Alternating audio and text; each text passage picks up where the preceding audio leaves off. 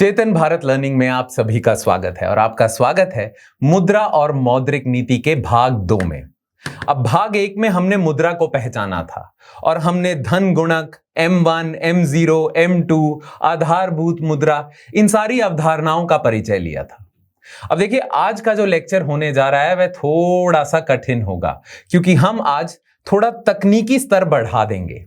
हम आरबीआई की तकनीकी कार्यशैली से परिचित होंगे। तो आज का लेक्चर थोड़ा तकनीकी हो सकता है, थोड़ा कठिन हो सकता है, तो इसीलिए अपने ध्यान का स्तर बढ़ा दीजिएगा। आज जितना कल ध्यान से आपने सुना था उससे थोड़ा ज्यादा ही ध्यान से सुनना। मैं अपनी तरफ से प्रयास करूंगा कि मैं आपके लिए ये जो टॉपिक है, ये जो विषय है, जितना सरल बना सकूं उतना बनाऊंगा। पर थोड़ा तकनीकी है, थोड़ा कठिन है, तो ध्यान जितना लगा सकते हैं लगाइए। ठीक है, चलिए अब कल के लेक्चर में हमने क्या क्या किया था जरा उस पे नजर डाल लेते हैं। तो यह विषय सूची थी। सबसे पहले तो हम परिचित हुए थे मुद्रा की अवधारणा से, वो आपने देख लिया था। फिर मुद्रा बनाम वस्तु विनिमय प्रणाली जो थी, मैंने आपको समझाया था बार्टर सिस्टम, और मैंने बताया था बार्टर सिस्टम की सबसे बड़ी समस्या क्या है? इच्छाओं का दोहरा संयोग, जिसकी वजह से ज्यादा ट्रांजैक्शंस नहीं हो पा रही थी और अर्थव्यवस्था बढ़ नहीं पा रही थी, और हम आदिवासी स्तर की सभ्यता ही बने हुए थे। जैसे ही मुद्रा का आविष्कार हुआ, यह समस्या का निवारण हुआ और उत्पत्ति बढ़ गई आपकी चीजों की, वस्तुओं की और सेवाओं की उत्पत्ति बढ़ गई, उनका उत्पादन बढ़ गया, क्योंकि अब ट्रांजैक्शन हो सकती थी, क्योंकि यह समस्या नहीं है। ये सारी चीजें हमने करी थी। फिर मैंने आपको मुद्रा के उपयोग बताए थे, 4 उपयोग बताए थे, और यहां पे मैंने आपको तरलता की अवधारणा से परिचय करवाया था आपका, है ना। तरलता क्या होता है? देखिए, ये इसके लिए मैंने ना शब्द तरलता इसलिए इस्तेमाल किया था, इसलिए प्रयोग में लाया था मैं, ताकि आपको समझ आ सके। अब आज जो हम बात करेंगे ना, आज भी यह शब्द आएगा, पर इस शब्द में मैं तरलता शब्द का प्रयोग नहीं करूंगा। मतलब मैं इसी अवधारणा के बारे में बात करूंगा, पर तरलता शब्द का प्रयोग नहीं करूंगा। मैं शब्द का प्रयोग करूंगा चल निधि। तो जो आपने तरलता शब्द समझा है कल, उसी को हम चल निधि कहते हैं। तो आज के लेक्चर में मैं चल निधि शब्द का ही प्रयोग करूंगा। पर आपको तरलता समझ आ गई थी मुद्रा की, चल निधि समझ आ गई थी, है ना। तो बस ये ध्यान में रखिएगा कि आज चल निधि शब्द का ही हम प्रयोग करेंगे। चलिए, तरलता का आपको समझ आ गया। फिर हमने मुद्रा के मांग के पक्ष को देखा। मुद्रा की मांग क्यों होती है? लेन देन के लिए और स्पेक्युलेटिव कारणों की वजह से, सट्टे के लिए, जब आप पैसे से पैसा बनवाना चाहते हैं, है ना। चलिए, फिर हमने करी थी विभिन्न प्रकार की मुद्रा, जिसमें हमने फिएट मुद्रा क्या होती है उसे समझा, जैसे रुपया है। फिर हमने समझा द्रव्य मुद्रा क्या है, जिसका आंतरिक मूल और विनिमय मूल एक होता है, एक समान होता है, द्रव्य मुद्रा, है ना, सोना चांदी वगैरह। फिर हमने निकट या अर्धधन किया था, है ना। यह वो एसेट्स होते हैं, ये वो चीज, वो संपत्ति होती है, वह संपत्ति होती है ये जो मुद्रा तो नहीं होती, पर मुद्रा में बड़ी आसानी से परिवर्तित की जाती है। हमने निकट धन किया था, अर्धधन। फिर हमने किया था प्लास्टिक मुद्रा, क्रेडिट कार्ड और डेबिट कार्ड। फिर वैध मुद्रा की अवधारणा से परिचित हुए थे। जैसे भारत में रुपया वैध मुद्रा है, लीगल टेंडर है। यह शब्द भी मैंने आपको कराया था, क्योंकि अंग्रेजी में लीगल टेंडर शब्द का प्रयोग किया जाता है। तो भारत में वैध मुद्रा या लीगल टेंडर एक ही बात है, और भारत में रुपया लीगल टेंडर है, अमेरिका में डॉलर लीगल टेंडर है, और अंग्रेजी हुकूमत के पास या इंग्लैंड में पाउंड लीगल टेंडर है ना। तो लीगल टेंडर का मतलब जिसे विनिमय प्रणाली में मना नहीं किया जा सकता, या ऋण की चुकौती में मना नहीं किया जा सकता, यही किया था। चलिए, फिर हमने करा था प्रत्ययी मुद्रा, फिड्यूशरी मुद्रा, है ना। इसके उदाहरण थे चेक और डिमांड ड्राफ्ट। और फिर हमने देखा था मुद्रा का आपूर्ति पक्ष। मुद्रा के आपूर्ति पक्ष में मैंने आपको बताया था कि जो नोट होते हैं, सिवाय 1 रुपए का नोट, वह बनाता है आरबीआई, है ना। और जो सिक्के होते हैं उनका उत्पादन करता है भारतीय सरकार,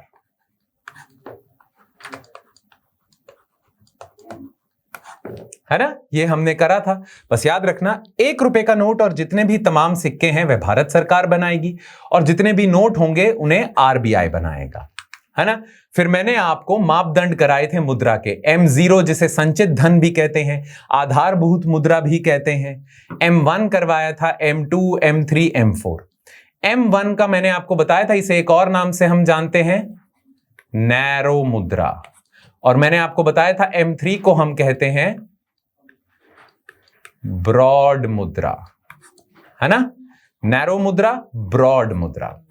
और यहां से मैंने आपको बताना शुरू किया था कि हवा में उत्पत्ति कैसे होती है। मैंने आपको बताया था कि देखिए, जितना धन, जितनी मुद्रा भारत देश में इस समय है, जितनी भी उसकी मात्रा है, सारी की सारी आरबीआई ने नहीं छापी थी। आरबीआई ने कुछ 10% के आसपास छापा होगा। 90% मुद्रा आपके देश में हवा में उत्पन्न हुई है। अब यह कैसे हुआ था, मैंने वो भी आपको समझाया था, उसको एक बार दोबारा देख लेते हैं, है ना। मैंने आपको बताया था कि उदाहरण के तौर पे मान लीजिए आरबीआई 100 रुपए बनाता है और यह 100 रुपए दे देता है इस इंसान को जिसका नाम है ए। अब यह इंसान क्या करता है, यह 100 रुपए बैंक में जमा करा देता है ना। 100 रुपए बैंक में जमा करा देता है। अब बैंक क्या करता है, इसमें से 30 रुपए अपने पास रखता है और 70 रुपए का आगे ऋण दे देता है बी को, है ना। अब अगर मैं चेक करने जाऊं भारत में मुद्रा कितनी थी, तो ए कहता है मेरे पास 100 रुपए थे। बी से पूछो तो बी कहता है अभी तो तुम्हारे सामने ऋण लिया मैंने 70 रुपए का, मेरे पास 70 रुपए हैं। तो भारत में कुल मुद्रा हो जाती है 170 की, पर आरबीआई ने छापी थी 100 रुपए की। फिर यही बी बैंक 2 में 70 रुपए जमा करा देता है, जिसमें से 30 रुपए बैंक 2 अपने पास रखता है और 40 रुपए का ऋण दे देता है सी को। सी से पूछो तुम्हारे पास कितनी मुद्रा है, 40। बी से पूछो वो कहेगा 70। ए से पूछो वो कहेगा 100। तो कुल मुद्रा हो जाती है 210, पर आरबीआई ने छापी कितनी थी, 100, है ना। तो यहां मैंने आपको बताया था कि जो कुल मुद्रा होगी आपके देश में, कुल मुद्रा की जो आपूर्ति होगी उसे ही हम M3 कहते हैं, और इस उदाहरण में वह 210 है। और आरबीआई ने जितना पैसा छापा था वह है 100 रुपए, उसे हम M0 भी कहते हैं, संचित धन भी कहते हैं, आधारभूत मुद्रा भी कहते हैं। और जब इन दोनों का अनुपात हम निकालते हैं तो हम निकालते हैं धन गुणक। याद है ना। तो इस उदाहरण में धन गुणक कितना आएगा, 2.1 का। यानी कि आरबीआई जब 1 रुपया बनाता है तो पूरे देश में अपने आप ही कुल मुद्रा आपूर्ति 2.1 हो जाती है। जब आरबीआई 10 रुपए बनाता है तो देश में 21 रुपए आ जाते हैं। जब आरबीआई 100 रुपए बनाता है तो 210 रुपए आ जाते हैं, है ना। यह धन गुणक से पता चलता है। अब यहां से लेक्चर की शुरुआत करते हैं। अब देखिए, कल के लेक्चर में ही इसी उदाहरण से संबंधित मैंने आपको कुछ अवधारणाएं भी बताई थी, जैसे आधारभूत मुद्रा आपको पता चल गया है, M0 कहते हैं। मुद्रा जमा अनुपात किसे कहते हैं, मुद्रा जमा अनुपात होगा आपका कि जितना भी पैसा है भारत हम सभी लोगों के पास, उसमें से कितना पैसा हम नकदी रूप में रखते हैं और फिर कितना हम जमा कर देते हैं बैंकों में। यह होगा CDR, मुद्रा जमा अनुपात। अब याद रखिएगा, जितना ज्यादा पैसा आप बैंकों में जमा करेंगे उतना ही ज्यादा हवा में मुद्रा की उत्पत्ति होगी। मान लीजिए ये ए 100 रुपए ना जमा कराता बैंक में, तो धन गुणक होता क्या धन गुना होता? नहीं, हवा में मुद्रा की उत्पत्ति ना होती। तो जितने ज्यादा लोग बैंकों में मुद्रा जमा करवाएंगे उतने ही ज्यादा हवा में धन की उत्पत्ति होगी। तो हम ये कह सकते हैं कि यदि ज्यादा लोग मुद्रा नकदी रूप में रखते हैं तो CDR बढ़ जाता है, पर इससे धन गुणक घट जाता है या हवा में धन की उत्पत्ति कम हो जाती है ना। तो जितना भी कुल मुद्रा आपूर्ति है आपके देश में वह भी कम हो जाएगी। यह हमने करा था। तो बैंकों में राशि जमा करना महत्वपूर्ण है यदि आपको धन गुणक बढ़ाना है।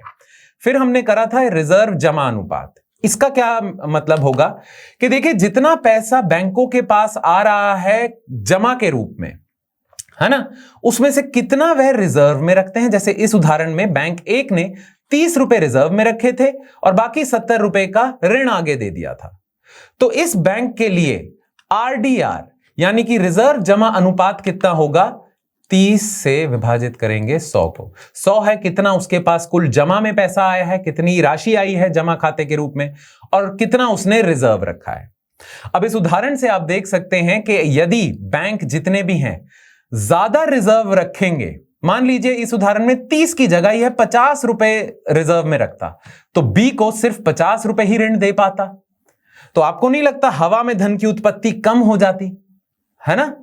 तो यहां से हमें पता चलता है कि जितना ज्यादा बैंक रिजर्व रखेंगे अपने पास, जितना पैसा आया है लोगों का, उसको ज्यादा से ज्यादा हिस्सा अगर उसका रिजर्व में रखेंगे तो हवा में धन की उत्पत्ति कम होगी, धन गुणक कम होगा। बनती है बात। तो ये आरडीआर, रिजर्व जमा अनुपात क्या है? यह कुल जमा राशि का अनुपात है जिसे एक बैंक रिजर्व के रूप में रखता है। अब आपको पता है आरबीआई का ये उत्तरदायित्व है कि उसे देखना है कि भारत देश में कुल मुद्रा कितनी है, यानी कि M3 कितना है। और आरबीआई का ये सबसे बड़ा उद्देश्य है कि उसे कभी कभार परिस्थितियों के हिसाब से M3 को बढ़ाना होता है या कम करना होता है। अब M3 को बढ़ाने का एक तरीका है आरडीआर में परिवर्तन लाना। जितना ज्यादा बैंक रिजर्व रखेंगे उतना ही कम M3 होगा या धन गुणक होगा। अब बैंकों पे नियंत्रण आरबीआई का है और आरबीआई ऐसी नीतियां लेके आता है जिसकी वजह से कुछ नीतियों के हिसाब से बैंकों को ज्यादा रिजर्व रखने पड़ते हैं, कुछ नीतियों के हिसाब से बैंकों को कम रिजर्व रखने पड़ते हैं, जिससे M3 धन गुणक या कुल मुद्रा आपूर्ति में फर्क आता है, अंतर आता है। और इसी हिसाब से आरबीआई कुल मुद्रा आपूर्ति को नियंत्रित करता है ना। तो यह जो चीज है ना, रिजर्व बैंक कितना रख रहे हैं, उस पे आरबीआई जोर डालता है। यह बहुत ज्यादा महत्वपूर्ण अनुपात है। ठीक है, तो यह हमें समझ आ गया था। तो हमें समझ आ गया था कि जब भी सीडीआर बढ़ेगा धन गुणक कम होगा, कुल मुद्रा आपूर्ति कम होगी। जब भी आरडीआर बढ़ेगा धन गुणक कम होगा, कुल मुद्रा आपूर्ति कम होगी, है ना। तो धन गुणक का और इन दोनों अनुपातों का नकारात्मक संबंध है। ठीक है, चलो अब यह उदाहरण हमने कर लिया। अब यहां से शुरुआत करते हैं। अब देखिए, मैंने आपको बताया था कि आरबीआई की जिम्मेदारी है, उसका उद्देश्य है कि वह M3 यानी कि कुल मुद्रा आपूर्ति पे नियंत्रण रखे। कभी कभार भारत देश में ऐसी परिस्थितियां आती हैं जब उसे M3 या कुल मुद्रा आपूर्ति, भारत देश में जितनी भी मुद्रा है उसे बढ़ाना पड़ता है। कभी कभी ऐसी परिस्थितियां आती हैं जब उसे M3 या कुल मुद्रा आपूर्ति कम करनी पड़ती है। जैसे मैं आपको उदाहरण दे देता हूं। देखिए, भारत देश में मान लीजिए मंदी का दौर है। मंदी के दौर में लोगों के पास पैसा नहीं होता और इसीलिए अर्थव्यवस्था चरमरा जाती है। ऐसे मौके पे आरबीआई क्या करता है? आरबीआई की कोशिश होती है कि M3 को बढ़ा दिया जाए ताकि पूरी अर्थव्यवस्था में ज्यादा पैसा हो। और पूरी अर्थव्यवस्था में अगर ज्यादा पैसा होगा तो हम मंदी के दौर से बाहर आ सकते हैं, क्योंकि जितना ज्यादा लोगों के पास पैसा आएगा वह उतनी मांग करेंगे चीजों की, और वह जितनी मांग करेंगे चीजों की उतने ही चीजों का, वस्तुओं और सेवाओं का उत्पादन होगा। और जितना उत्पादन होगा, हम कहते हैं, अब तो आप जीडीपी की परिभाषा से परिचित हो, जितना उत्पादन होगा उतनी ही जीडीपी बढ़ेगी। तो अर्थव्यवस्था मंदी के दौर से बाहर आ जाती है। तो जब मंदी से बाहर निकलना होता है तो आरबीआई मुद्रा आपूर्ति को बढ़ा देता है। पर मान लीजिए भारत में अभी मंदी का दौर नहीं है, पर मुद्रास्फीति बहुत ज्यादा है।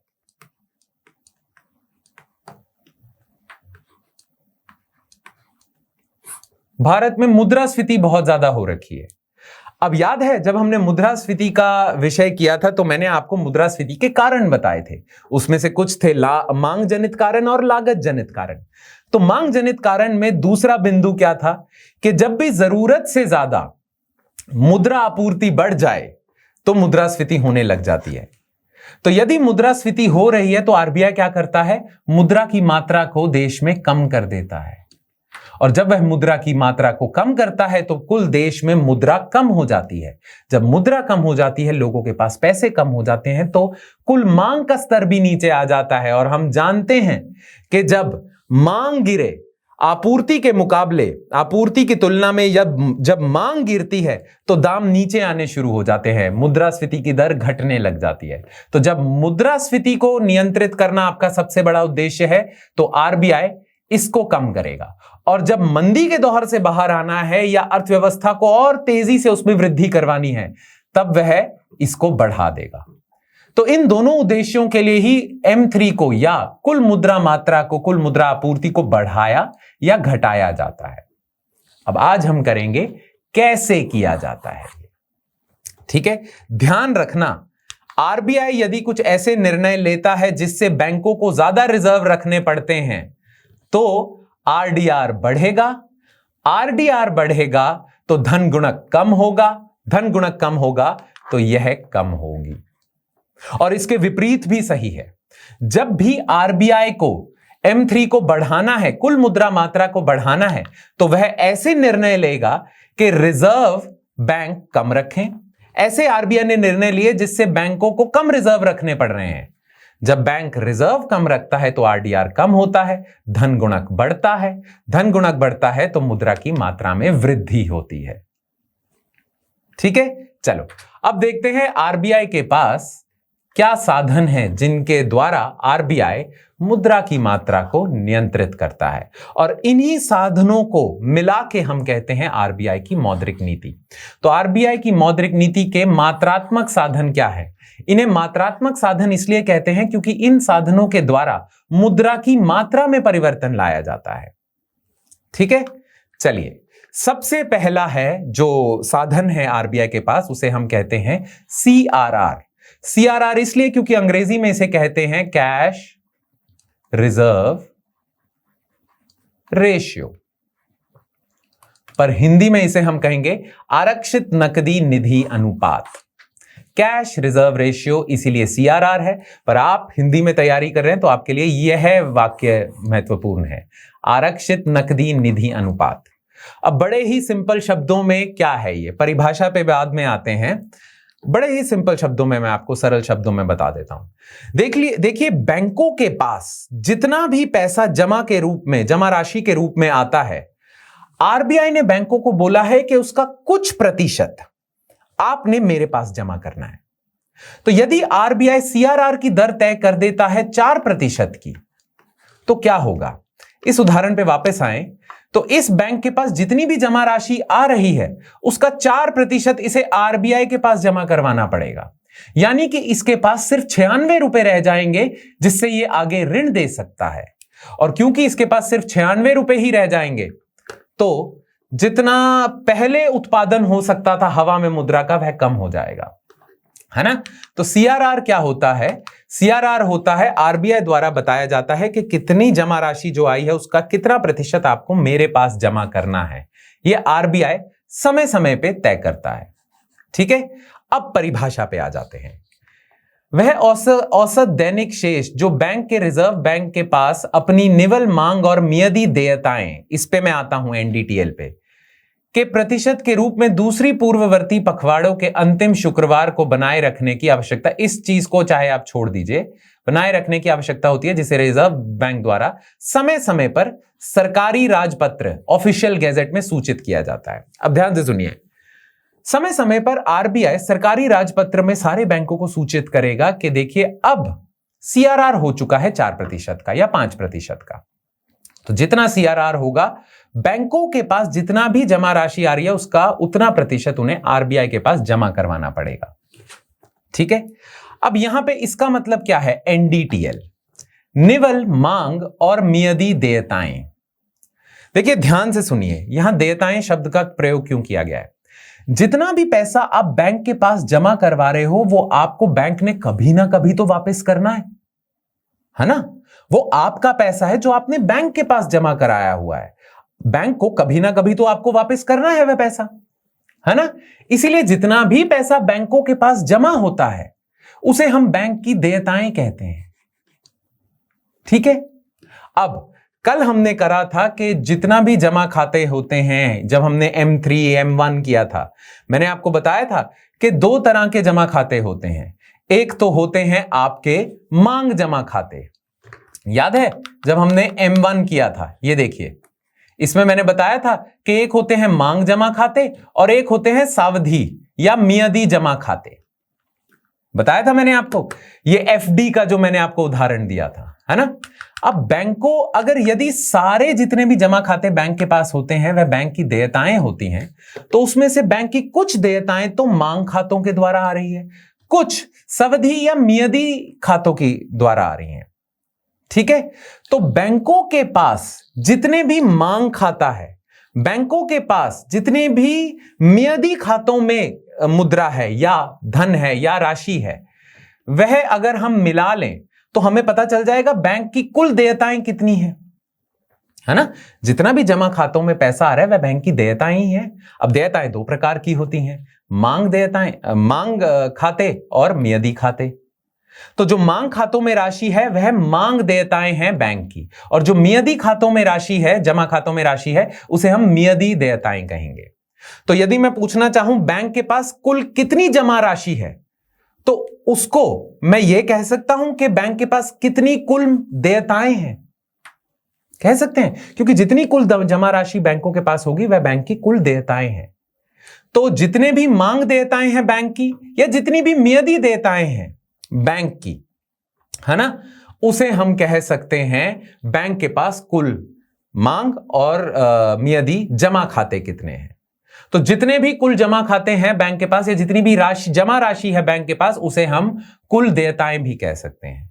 ठीक है, इसीलिए इसका मतलब निवल मांग और मियादी देयताओं का मतलब है निवल मांग और मियादी जमा खाते या जमा राशि, एक ही बात है। तो अगर जमा राशि लिखा है या देयताएं लिखी है, एक ही बात है।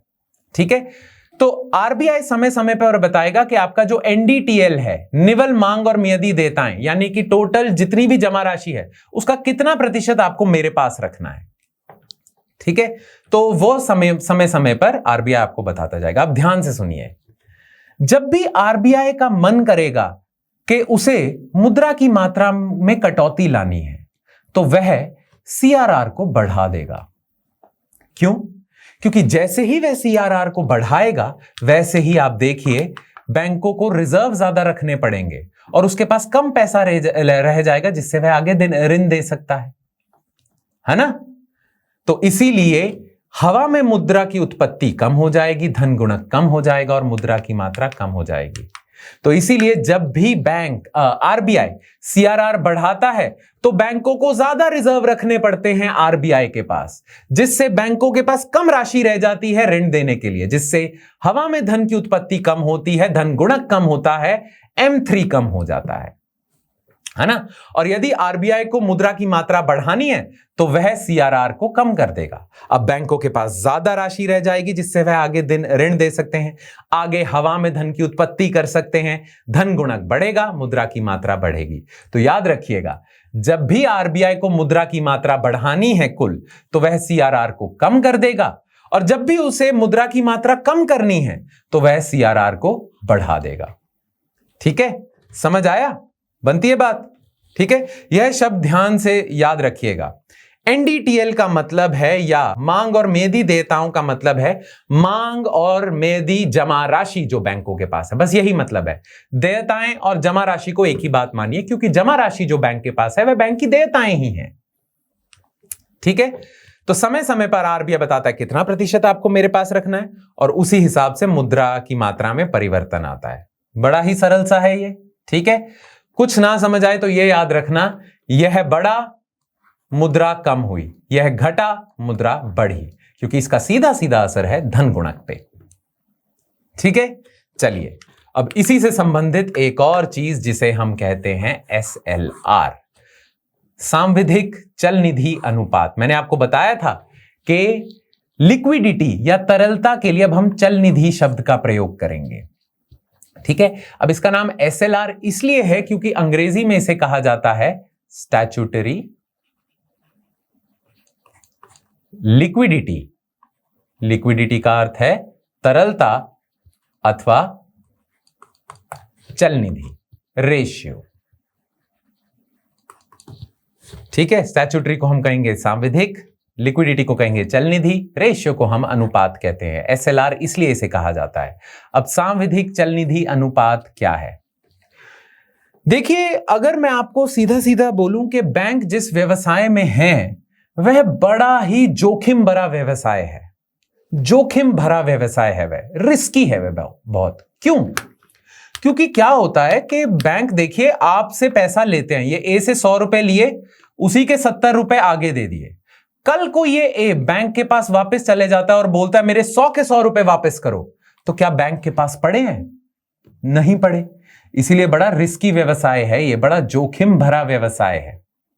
ठीक है, अब देखिए, बैंक को चलना तो है, धन गुणक भी चलाना है, हवा में मुद्रा की उत्पत्ति तो करनी है, इसीलिए बैंक कुछ राशि तो अपने पास रिजर्व के रूप में रखता है और कुछ आगे दे देता है। अब आरबीआई चाहता है कि ये जो जोखिम है बैंकों का, यह जितना कम हो सके उतना बढ़िया, है ना। इसीलिए आरबीआई बैंकों को बोलता है कि जितना भी आप रिजर्व रख रहे हो, ठीक है, जो भी पैसा आप अपने पास रख रहे हो, देखिए कुछ तो सीआरआर में चला जाएगा, तो एक तो जोखिम वहां कम हो गया। अच्छा, कुछ पैसा, जितना भी जमा राशि आपके पास आ रही है, उसका कुछ प्रतिशत पैसा आपको ऐसे असासों में रखना है जो कभी भी नकदी में परिवर्तित किए जा सकते हैं। मान जाइए, ये देखिए आरबीआई क्या कहता है बैंकों को कि ताकि जोखिम कम हो सके, मैं दोबारा समझाता हूं, ये बड़ा महत्वपूर्ण है।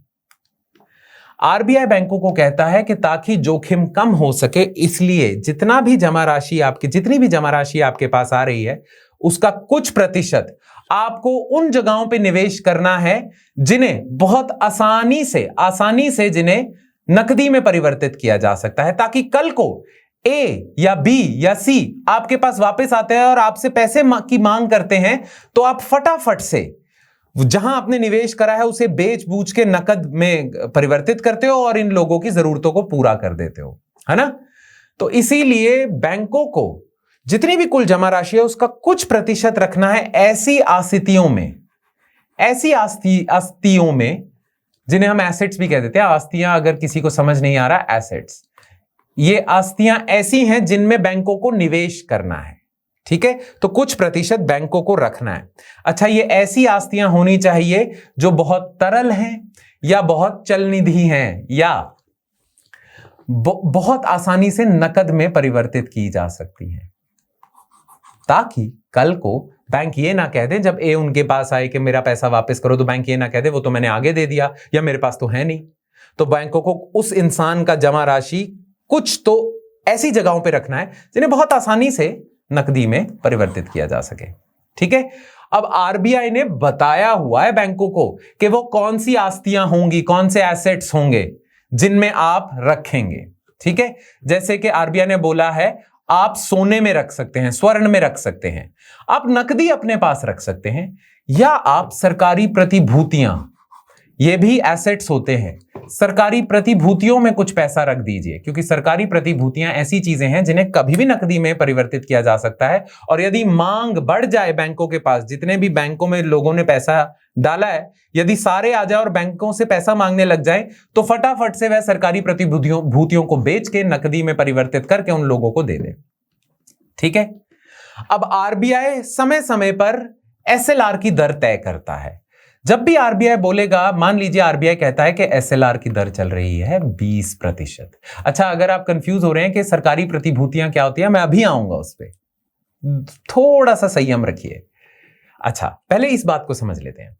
जब भी आरबीआई कहेगा कि बैंकों को 20% एसएलआर मानना पड़ेगा, 20% एसएलआर का मतलब क्या है कि बैंकों के पास कुल जितनी भी जमा राशि आ रही है उसका 20% हिस्सा ऐसी आस्तियों में जाना चाहिए जो आरबीआई बताएगा, ठीक है, बनती है बात।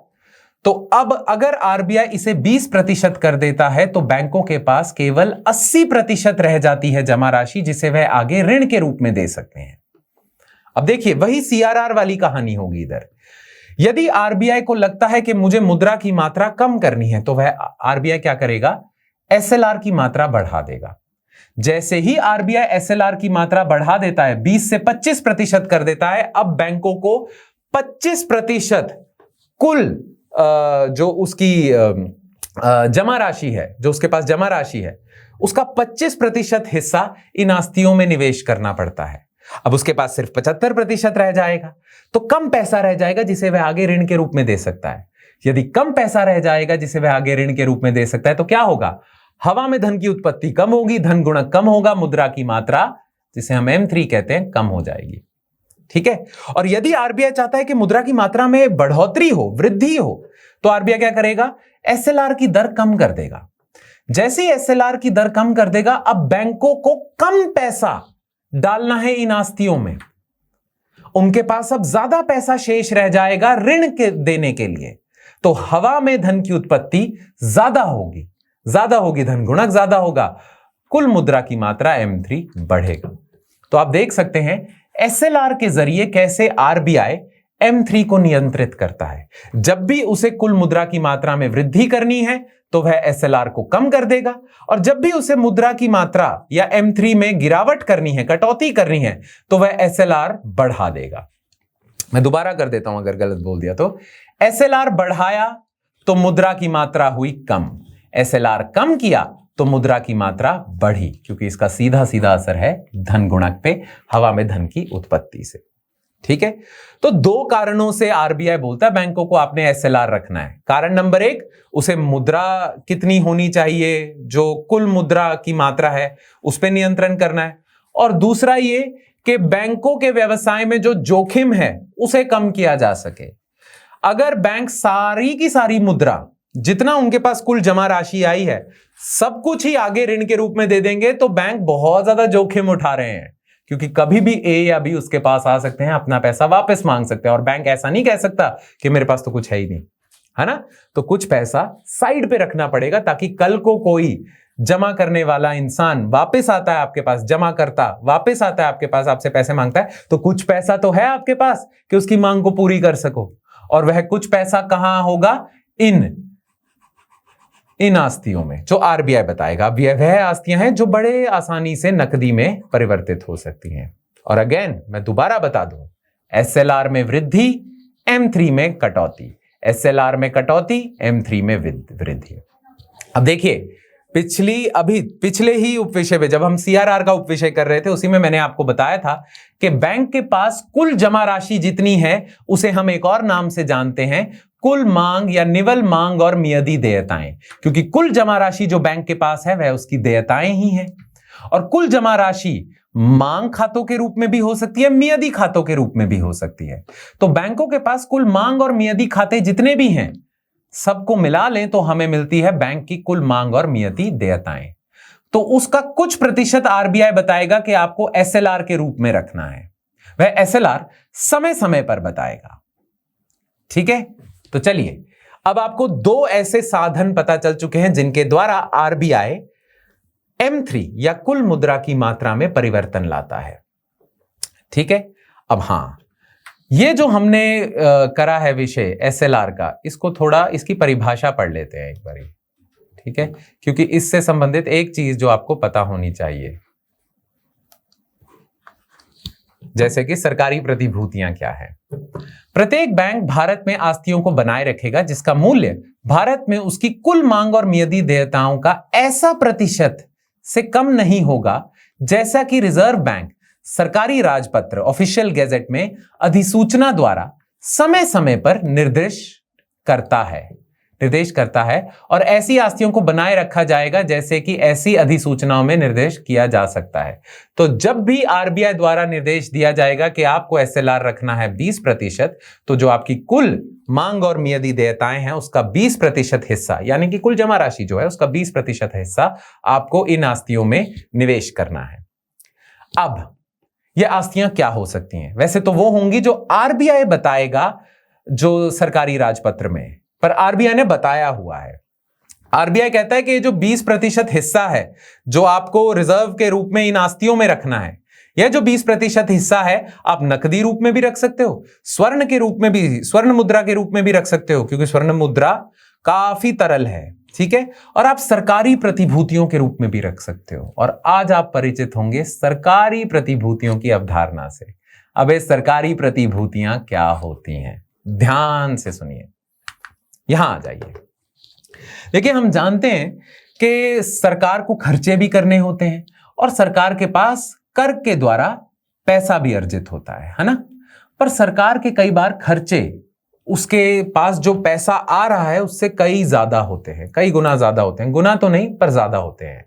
हमेशा ऐसा होता है कि सरकार घाटा ही लगा रही है, सरकार को घाटा ही लग रहा है, उसके खर्चे ज्यादा है, उसकी आमदन कम है। ठीक है, जब भी सरकार को घाटा होता है तो सरकार क्या लेती है, ऋण। ठीक है, सरकार उधार लेगी, है ना। अगर खर्चे ज्यादा हैं और आमदन कम है तो खर्चों की पूर्ति उधार के जरिए होती है। अब भारत सरकार उधार कैसे लेती है उससे आप परिचित होंगे। ठीक है। भारत सरकार क्या करती है, एक ना ये ऐसा पेपर छाप देती है, ठीक है। अब मान लीजिए भारत सरकार को जरूरत है 100 रुपयों की, भारत सरकार 100 रुपए का ऋण लेना चाहता है, ठीक है। तो भारत सरकार क्या करेगी, ऐसे एक व्यक्ति को ढूंढेगी जो उसको ऋण देने को तैयार है। मान लीजिए यह व्यक्ति है जो भारत सरकार को 100 रुपए ऋण देने को तैयार है। यह व्यक्ति भारत सरकार को 100 रुपए ऋण दे देगा। अब यह व्यक्ति भी क्यों देगा भारत सरकार को 100 रुपए ऋण, क्योंकि भारत सरकार इसे कहेगी कि देख मुझे उधार चाहिए तुझसे 100 रुपए का, और मुझे 1 साल के लिए ही चाहिए, 1 साल बाद मैं तुम्हारा पैसा तुम्हें लौटा दूंगा। हां, तुम्हें घाटा ना हो इसीलिए मैं 7 रुपए ब्याज दर के साथ तुझे पैसा लौटा दूंगा। यानी कि तू आज मुझे 100 रुपए दे रहा है तो 1 वर्ष पश्चात मैं तुझे 107 रुपए वापस करूंगा, ठीक है। अब यह इंसान खुश हो जाएगा, ये कहेगा चल मुझे तो फायदा है, ठीक है। तो इसीलिए मैं भारत सरकार को 100 रुपए देने को तैयार हूं, और भारत सरकार की भी जरूरतें पूरी हो जाएंगी और मुझे भी फायदा हो जाएगा, क्योंकि भारत सरकार ने मुझे वचन दिया है कि आज आप मुझे 100 रुपए दें, 1 वर्ष पश्चात मैं आपको 107 रुपए वापस दूंगा, ठीक है। पर पैसा देने से पहले इस इंसान के दिमाग में एक प्रश्न आता है। यह इंसान कहता है कि चलो आज मैं आपको दे देता हूं और आज मुझे आप अपना वचन तो दे देते हो, 1 साल बाद कहीं आप मुझे भूल तो नहीं जाओगे? आपको क्या याद रहेगा, सरकार तो रोज इतने लोगों से मिलती है, मैं कल को अपना पैसा वापस मांगने आऊंगा, आप तो मना भी कर सकते हो कि नहीं मुझे तो नहीं याद मैंने तेरे से पैसे लिए। तो मुझे कोई प्रूफ दो, मुझे कोई चीज ऐसी दो जिससे मैं ये बता सकूं कि मैंने ही आपको पैसे दिए थे, प्रूफ चाहिए मुझे, है ना। तो आरबीआई कह रहा हूं, भारत सरकार क्या कहती है, एक ऐसा कागज छापती है, उस कागज पे लिखा होता है अंकित मूल्य। अंकित मूल्य का मतलब है भारत सरकार को कितना पैसा चाहिए। फिर उस पे लिखा होगा परिपक्वता मूल्य, यानी कि 1 वर्ष पश्चात मुझे कितनी राशि वापस देनी है, और उस पे उपज भी लिखी होगी। देखिए उपज क्या है, इस इंसान को फायदा कितने का हो रहा है, 7 रुपए का। तो जितना इस इंसान को 1 वर्ष के बाद फायदा हो रहा है उसे ही हम उपज कहेंगे, ठीक है। अब भारत सरकार ये कागज छापती है, इस पे अपने साइन करती है और इस इंसान को दे देती है। 1 वर्ष पश्चात यह इंसान भारत सरकार को यही कागज दिखाता है, क्योंकि यह कागज प्रूफ है कि मैंने आपको 100 रुपए दिए थे, ठीक है। तो यह जो कागज होगा इसे हम कहते हैं सरकारी प्रतिभूतियां, या इस कागज को हम कहते हैं प्रतिभूति। और क्योंकि इसे सरकार निकाल रही है तो इसे सरकारी प्रतिभूति कहेंगे। तो सरकारी प्रतिभूतियां क्या होती हैं? सरकारी प्रतिभूतियां सरकार के ऋण लेने के उपकरण होते हैं। जब भी सरकार को ऋण लेना होता है वह इशू कर देता है अपनी एक प्रतिभूति। जितना उसे ऋण चाहिए उस प्रतिभूति पे लिखा होगा अंकित मूल्य। 100 रुपए का ऋण चाहिए तो वो लिखा जाएगा। कितने वर्ष बाद कितना पैसा आप दोगे वह होगा परिपक्वता मूल्य, यानी कि 1 साल बाद, 2 साल बाद, जितने भी साल की प्रतिभूति हो सकती है, परिपक्वता मूल्य होगा मतलब कितना पैसा मुझे वापस करना है आपको, 107, और जितना अंतर होगा अंकित मूल्य और परिपक्वता मूल्य में उसे हम उपज कहेंगे, ठीक है। बनती है बात। अब देखिए ऐसा कहा जाता है कि जो सरकारी प्रतिभूतियां होती हैं ना वे बहुत ज्यादा सेफ होती हैं, आपको डरने की जरूरत नहीं होती। जब भी आप किसी को ऋण देते हैं तो आपको किस चीज का डर लगता है कि सामने वाला इंसान कहीं विजय माल्या ना निकले, सामने वाला इंसान कहीं नीरव मोदी ना निकले, है ना, सामने वाला इंसान कहीं मेहुल चोकसी ना निकले, है ना। आपको क्या डर होगा, ऋणकर्ता को क्या डर होता है कि सामने वाला इंसान अगर मेरा ऋण नहीं चुकाएगा तो मेरा तो पैसा डूब गया। यह एक जोखिम तो आप उठाते हो, है ना। अब देखिए जो सरकारी प्रतिभूतियां होती हैं उन्हें हम बहुत ज्यादा सेफ कहते हैं, बहुत ज्यादा आप सुरक्षित रहते हैं, बहुत सुरक्षित निवेश होता है। क्यों? क्योंकि ऐसा कहा जाता है कि सरकार हमेशा ऋण लौटाती है। सरकार के पास यदि पैसा नहीं है ऋण वापस करने का तो सरकार प्रिंट कर देगी पैसा और आपको वापस दे देगी, पर आपका पैसा जरूर वापस देगी, ठीक है। इसीलिए सरकार में या सरकार को जब आप ऋण देते हो तो वह सुरक्षित ऋण है, और किसी को भी आप ऋण दे दो वह सुरक्षित नहीं है इतना जितना सरकार को ऋण देना सुरक्षित है। इसीलिए यदि यह इंसान इस सरकारी प्रतिभूति में 100 रुपए का निवेश करता है तो वह बहुत सुरक्षित निवेश है, ठीक है, तो यह सुरक्षित तो है। अच्छा, अब वापस एसएलआर पे आ जाइए। आपको समझ आ गया कि ये क्या है, पूरी प्रक्रिया क्या है प्रतिभूति की। ठीक है, अब देखिए यहां पे लिखा हुआ था कि एसएलआर में लिखा हुआ है कि बैंकों को बोला गया है कि आपने कुछ पैसा रखना है साइड पे, नकदी के रूप में, स्वर्ण के रूप में या सरकारी प्रतिभूतियों के रूप में। अब यह आरबीआई इसलिए बोलता है ताकि लोगों का पैसा जो जमा राशि के रूप में बैंकों के पास है वह सुरक्षित रहे। इसीलिए सरकार बोलती है कि कुछ पैसा आपको सरकारी प्रतिभूति में रखना है, क्योंकि सरकारी प्रतिभूति में पैसा सुरक्षित है। इससे ज्यादा कहीं पैसा सुरक्षित नहीं है। सरकार हमेशा आपका ऋण लौटाएगी। ठीक है, अब यह बात तो ठीक है, पर एसएलआर में एक और चीज थी। उन्हीं आस्तियों में पैसा डालना है आपने जो बहुत आसानी से नकदी में परिवर्तित की जा सके, बहुत आसानी से नकदी में परिवर्तित की जा सकती है। हां, सुरक्षित तो है यह निवेश। अब देखिए, इस इंसान की जगह बैंक होते हैं, है ना, क्योंकि एसएलआर की ये जो एसएलआर के द्वारा आरबीआई बैंकों को बोलता है कि कुछ पैसा आपको सरकारी प्रतिभूतियों में रखना है, तो इस इंसान की जगह बैंक आ जाएंगे, है ना। तो बैंकों को दिया गया है कि कुछ पैसा आपको सरकारी प्रतिभूतियों में रखना है, यानी कि आपने सरकारी प्रतिभूतियां खरीदनी है, यानी कि आपने सरकार को ऋण देना है ना। अब यह सुरक्षित तो है पैसा, पर एसएलआर का जो उद्देश्य था वह यह भी तो था ना कि ऐसी आस्तियों में पैसा डालें, क्योंकि ये आस्तियां ही हो गई, ये एसेट्स ही हो गए, ये प्रतिभूति, ऐसी जगह पैसा डालें जो कभी भी नकदी में परिवर्तित किया जा सकता है। अब यहां तो पैसा फंस गया, फंस नहीं गया। आपने सरकार को 100 रुपए का ऋण दिया और सरकार ने कहा 1 साल बाद 107 रुपए वापस मिलेंगे, या 2 साल बाद या 3 साल बाद, जितनी भी अवधि है इस प्रतिभूति की, आपका पैसा तो तब तक फंसा रह गया। यदि 1 साल से पहले कोई भी आपके पास आ जाता है, बैंक के पास आ जाता है कि मेरा पैसा वापस करो, तो सरकार ने तो 107 रुपए लौटाने हैं आपके 1 साल बाद, तो आपका 1 साल तक तो पैसा फंस गया। तो इसे तरल तो नहीं कह सकते, चल निधि तो नहीं कह सकते। बनती है बात, सुरक्षित जरूर है, पर नकदी में बहुत आसानी से परिवर्तित नहीं हो सकता, है ना। हो सकता है, अब मैं बताता हूं कैसे। देखिए, मान लीजिए यह इंसान है, ठीक है, इसने ये सरकारी प्रतिभूति खरीदी, यानी कि इसने सरकार को 100 रुपए का ऋण दे दिया, और ये जो सरकारी प्रतिभूति है इसकी अवधि है मान लीजिए 1 वर्ष की, यानी कि यह आज 100 रुपए देगा जो अंकित मूल्य है इस प्रतिभूति का, और 1 वर्ष के बाद इसे परिपक्व मूल्य मिलेगा 107 रुपए। तो इसे जो फायदा होगा, इसकी जो उपज होगी वह 7 रुपए की होगी। इसीलिए यह इंसान तैयार हो जाएगा सरकार को 1 रुपया देने में और बदले में यह सरकारी प्रतिभूति लेने में, 100 रुपया देने में और बदले में यह सरकारी प्रतिभूति लेने में। ठीक है, अच्छा, पर मान लीजिए 1 वर्ष से पहले ही इसे पैसे की जरूरत पड़ जाती है। मान लीजिए ऐसा हो जाता है, इसने तो पैसा दे दिया सरकार को, पर इसका पैसा तो लॉक हो गया ना 1 साल के लिए, 1 वर्ष के लिए। पर मान लीजिए इसे 6 महीने में ही पैसे की जरूरत पड़ जाती है। अब ये क्या करे? अब ये ना किसी दूसरे इंसान को ढूंढेगा और उसको बोलेगा, देख मेरे पास ये सरकारी प्रतिभूति पड़ी है, 6 महीने बाद जो भी इंसान इसे सरकार के पास लेके जाएगा उसे 107 रुपए मिलेंगे। तो क्यों ना हम ऐसा करें, तू मुझसे ये प्रतिभूति खरीद ले।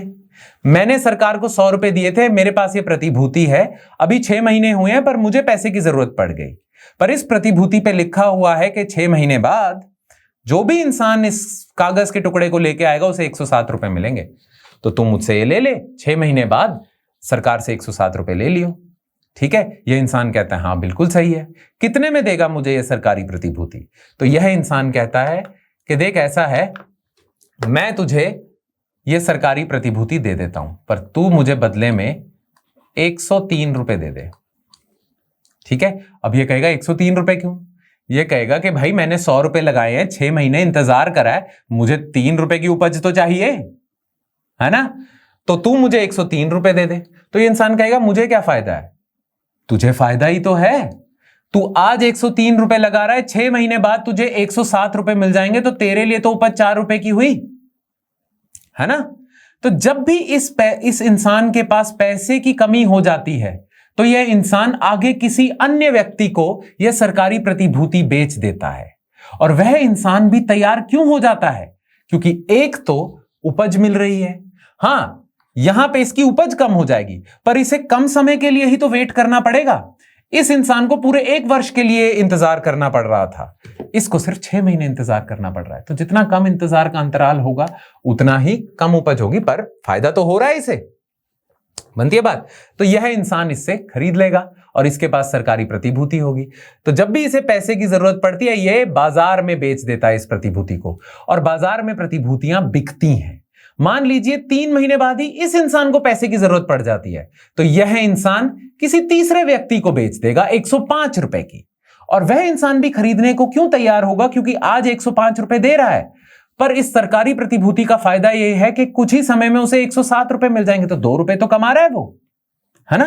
तो बाजार में सरकारी प्रतिभूतियां बड़े ही आसानी से बिक जाती हैं। और इतनी आसानी से क्यों बिकती हैं? क्योंकि मैंने बताया था सरकारी प्रतिभूतियां सुरक्षित हैं। इससे ज्यादा सुरक्षित कोई प्रतिभूति नहीं, ठीक है? क्योंकि सरकार पैसा लौटाएगी, यह निश्चिंत हो जाएगा कि इसे 107 रुपए मिलेंगे ही मिलेंगे, क्योंकि सरकार कभी भी पैसा नहीं रोकती, हमेशा लौटाती है, ठीक है? पैसे की कमी भी हो तो वो नई मुद्रा छाप के आपको दे देगी, पर देगी जरूर। इसीलिए यह इंसान भी तैयार हो जाएगा। अब देखिए, जो सरकारी प्रतिभूतियां होती हैं वह सुरक्षित भी होती हैं और तरल भी होती हैं, चल निधि भी होती हैं, यानी कि इसे नकदी में बड़े ही आसानी से परिवर्तित किया जा सकता है। इसीलिए एसएलआर के अंतर्गत यह बोला जाता है कि आपने 20%, मान लीजिए उदाहरण एसएलआर का 20% है, तो जितनी भी आपकी देयताएं हैं, जितनी भी आपके पास जमा राशि है, उसका 20% ऐसी आस्तियों में डालना है जो सुरक्षित हों और जिन्हें कभी भी नकदी में परिवर्तित किया जा सके। अब सोना ऐसी चीज है, सोना सुरक्षित निवेश होता है, सोने को कभी भी नकदी में आप परिवर्तित कर सकते हो, और उतना ही सुरक्षित और तरल होती हैं सरकारी प्रतिभूतियां, ठीक है?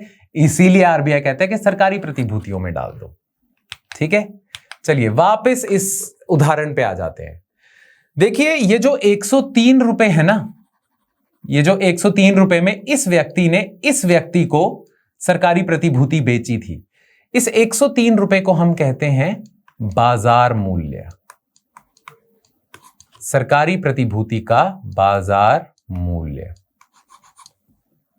ठीक है? अच्छा, क्या मैं कह सकता हूं कि जितना ज्यादा बाजार मूल्य होगा उतनी ज्यादा उपज कम होगी इस व्यक्ति के लिए? मान लीजिए बाजार मूल्य 103 रुपए ना होता, 105 रुपए होता, तो इस इंसान को 105 रुपए देने पड़ते और इसे 107 रुपए मिलते बाद में, यानी कि इसकी उपज होती 2 रुपए की, इसे 2 रुपए का ही फायदा होता। हां, यदि बाजार मूल्य 101 रुपए होता तो इसे फायदा ज्यादा होता, है ना? क्योंकि इसकी उपज बढ़ जाती, 101 रुपए देके 107 मिल रहे हैं, 6 रुपए का फायदा हो रहा है, 6 रुपए की उपज आ रही है इसे। तो क्या मैं कह सकता हूं कि जितना ज्यादा बाजार मूल्य होगा उतनी कम उपज होगी, और जितना कम बाजार मूल्य उतनी ज्यादा उपज होगी?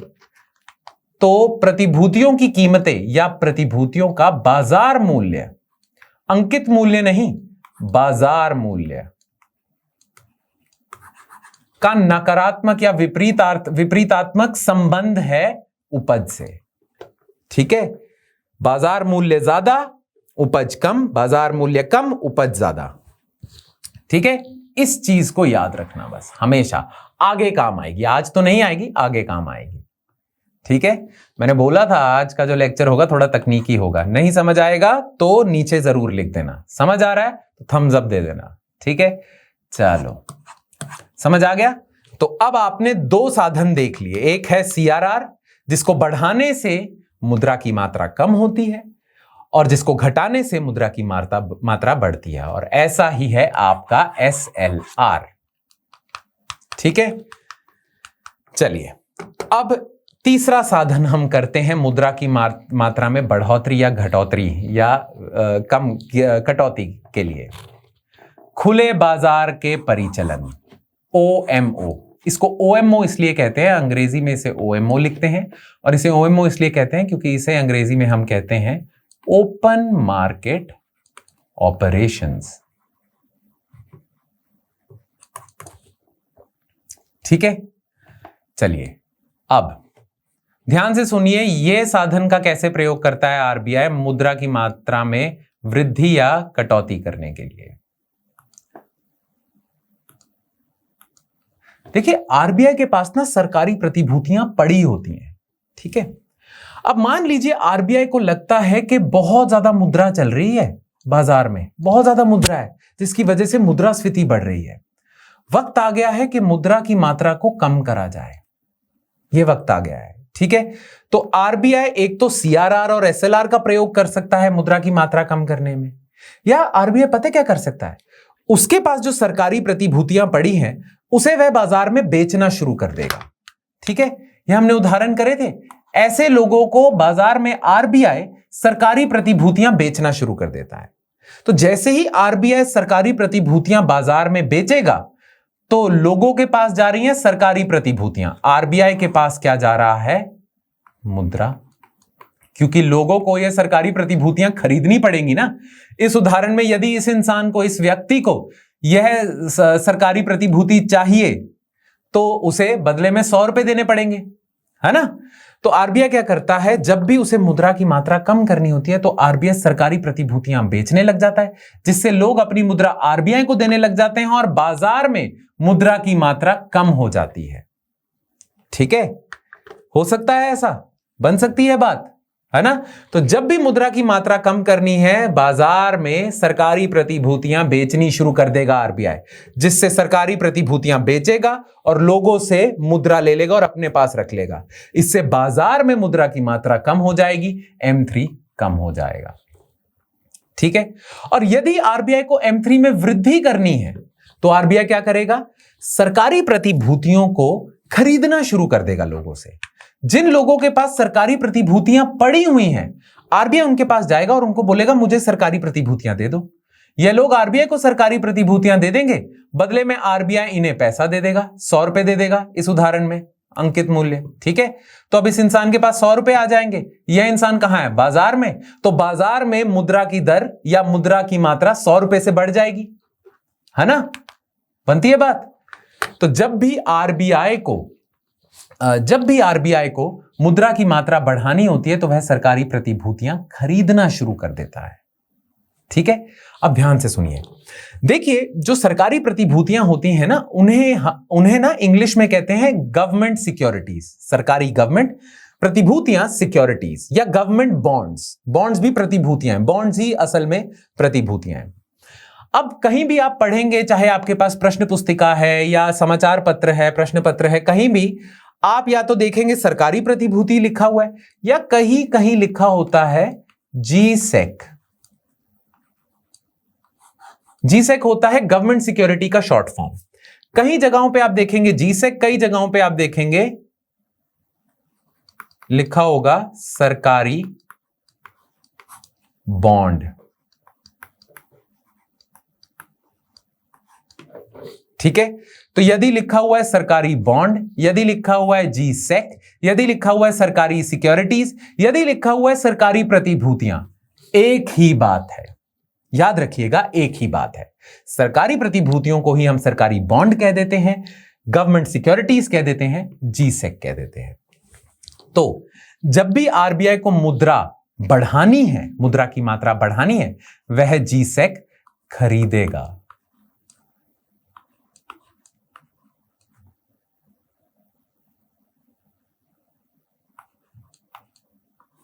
ठीक है, जब भी आरबीआई जीसेक खरीदेगा मुद्रा की मात्रा बढ़ जाएगी, और जब भी आरबीआई जीसेक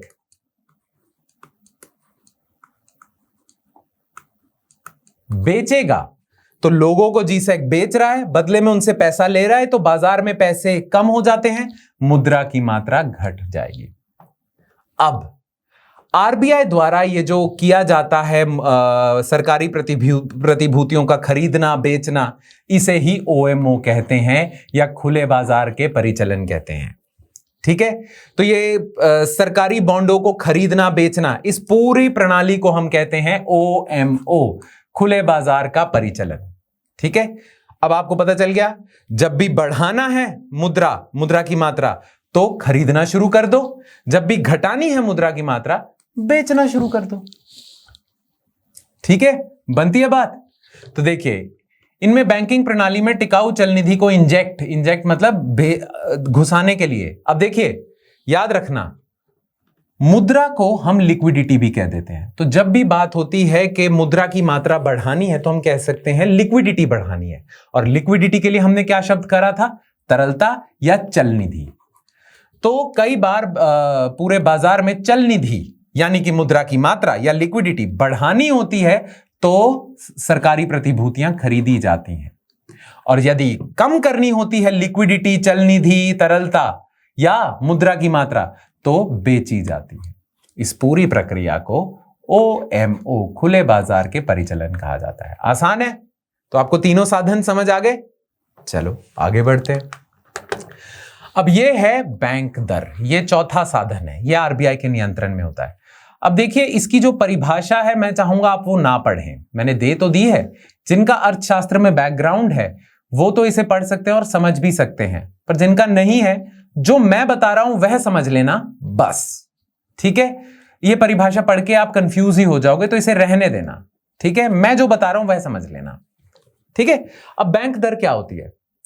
देखिए, कभी भी बैंकों के पास पैसे की यदि कमी हो तो RBI ने उन्हें यह विकल्प दिया हुआ है कि वह RBI से पैसा ले सके। तो मान लीजिए मैं स्टेट बैंक ऑफ इंडिया हूं या ICICI हूं। ICICI बैंक को पैसे की कमी हो जाती है तो RBI उसे कहता है कि यदि तुझे पैसे की कमी होती है तो तुम मुझसे पैसा ले ले। अब फ्री में तो कोई किसी को पैसा नहीं देता, तो RBI जो पैसा देगा बैंकों को वह किसी ब्याज दर पे ही देगा। जिस ब्याज दर पे RBI बैंकों को पैसा देता है ताकि वह अपनी कमी का निवारण कर सके, पैसे की कमी का, उस ब्याज दर को कहते हैं बैंक दर। और RBI बैंक दर को समय समय पर निर्धारित करता है। अब देखिए, बैंक दर से मुद्रा की मात्रा में या चल निधि में कैसे परिवर्तन आता है ना? यह देखना है। इसे मैं साधन क्यों कह रहा हूं मौद्रिक नीति का, ध्यान से सुनना। देखिए, मान लीजिए ICICI बैंक है, ठीक है, और उसे पैसे की जरूरत पड़ जाती है, उसके पास पैसे की कमी है, धन की कमी है। ठीक है, ICICI बैंक को कुछ समय के लिए पैसा चाहिए। अब मान लीजिए उस समय चल रहा है बैंक दर 6% का।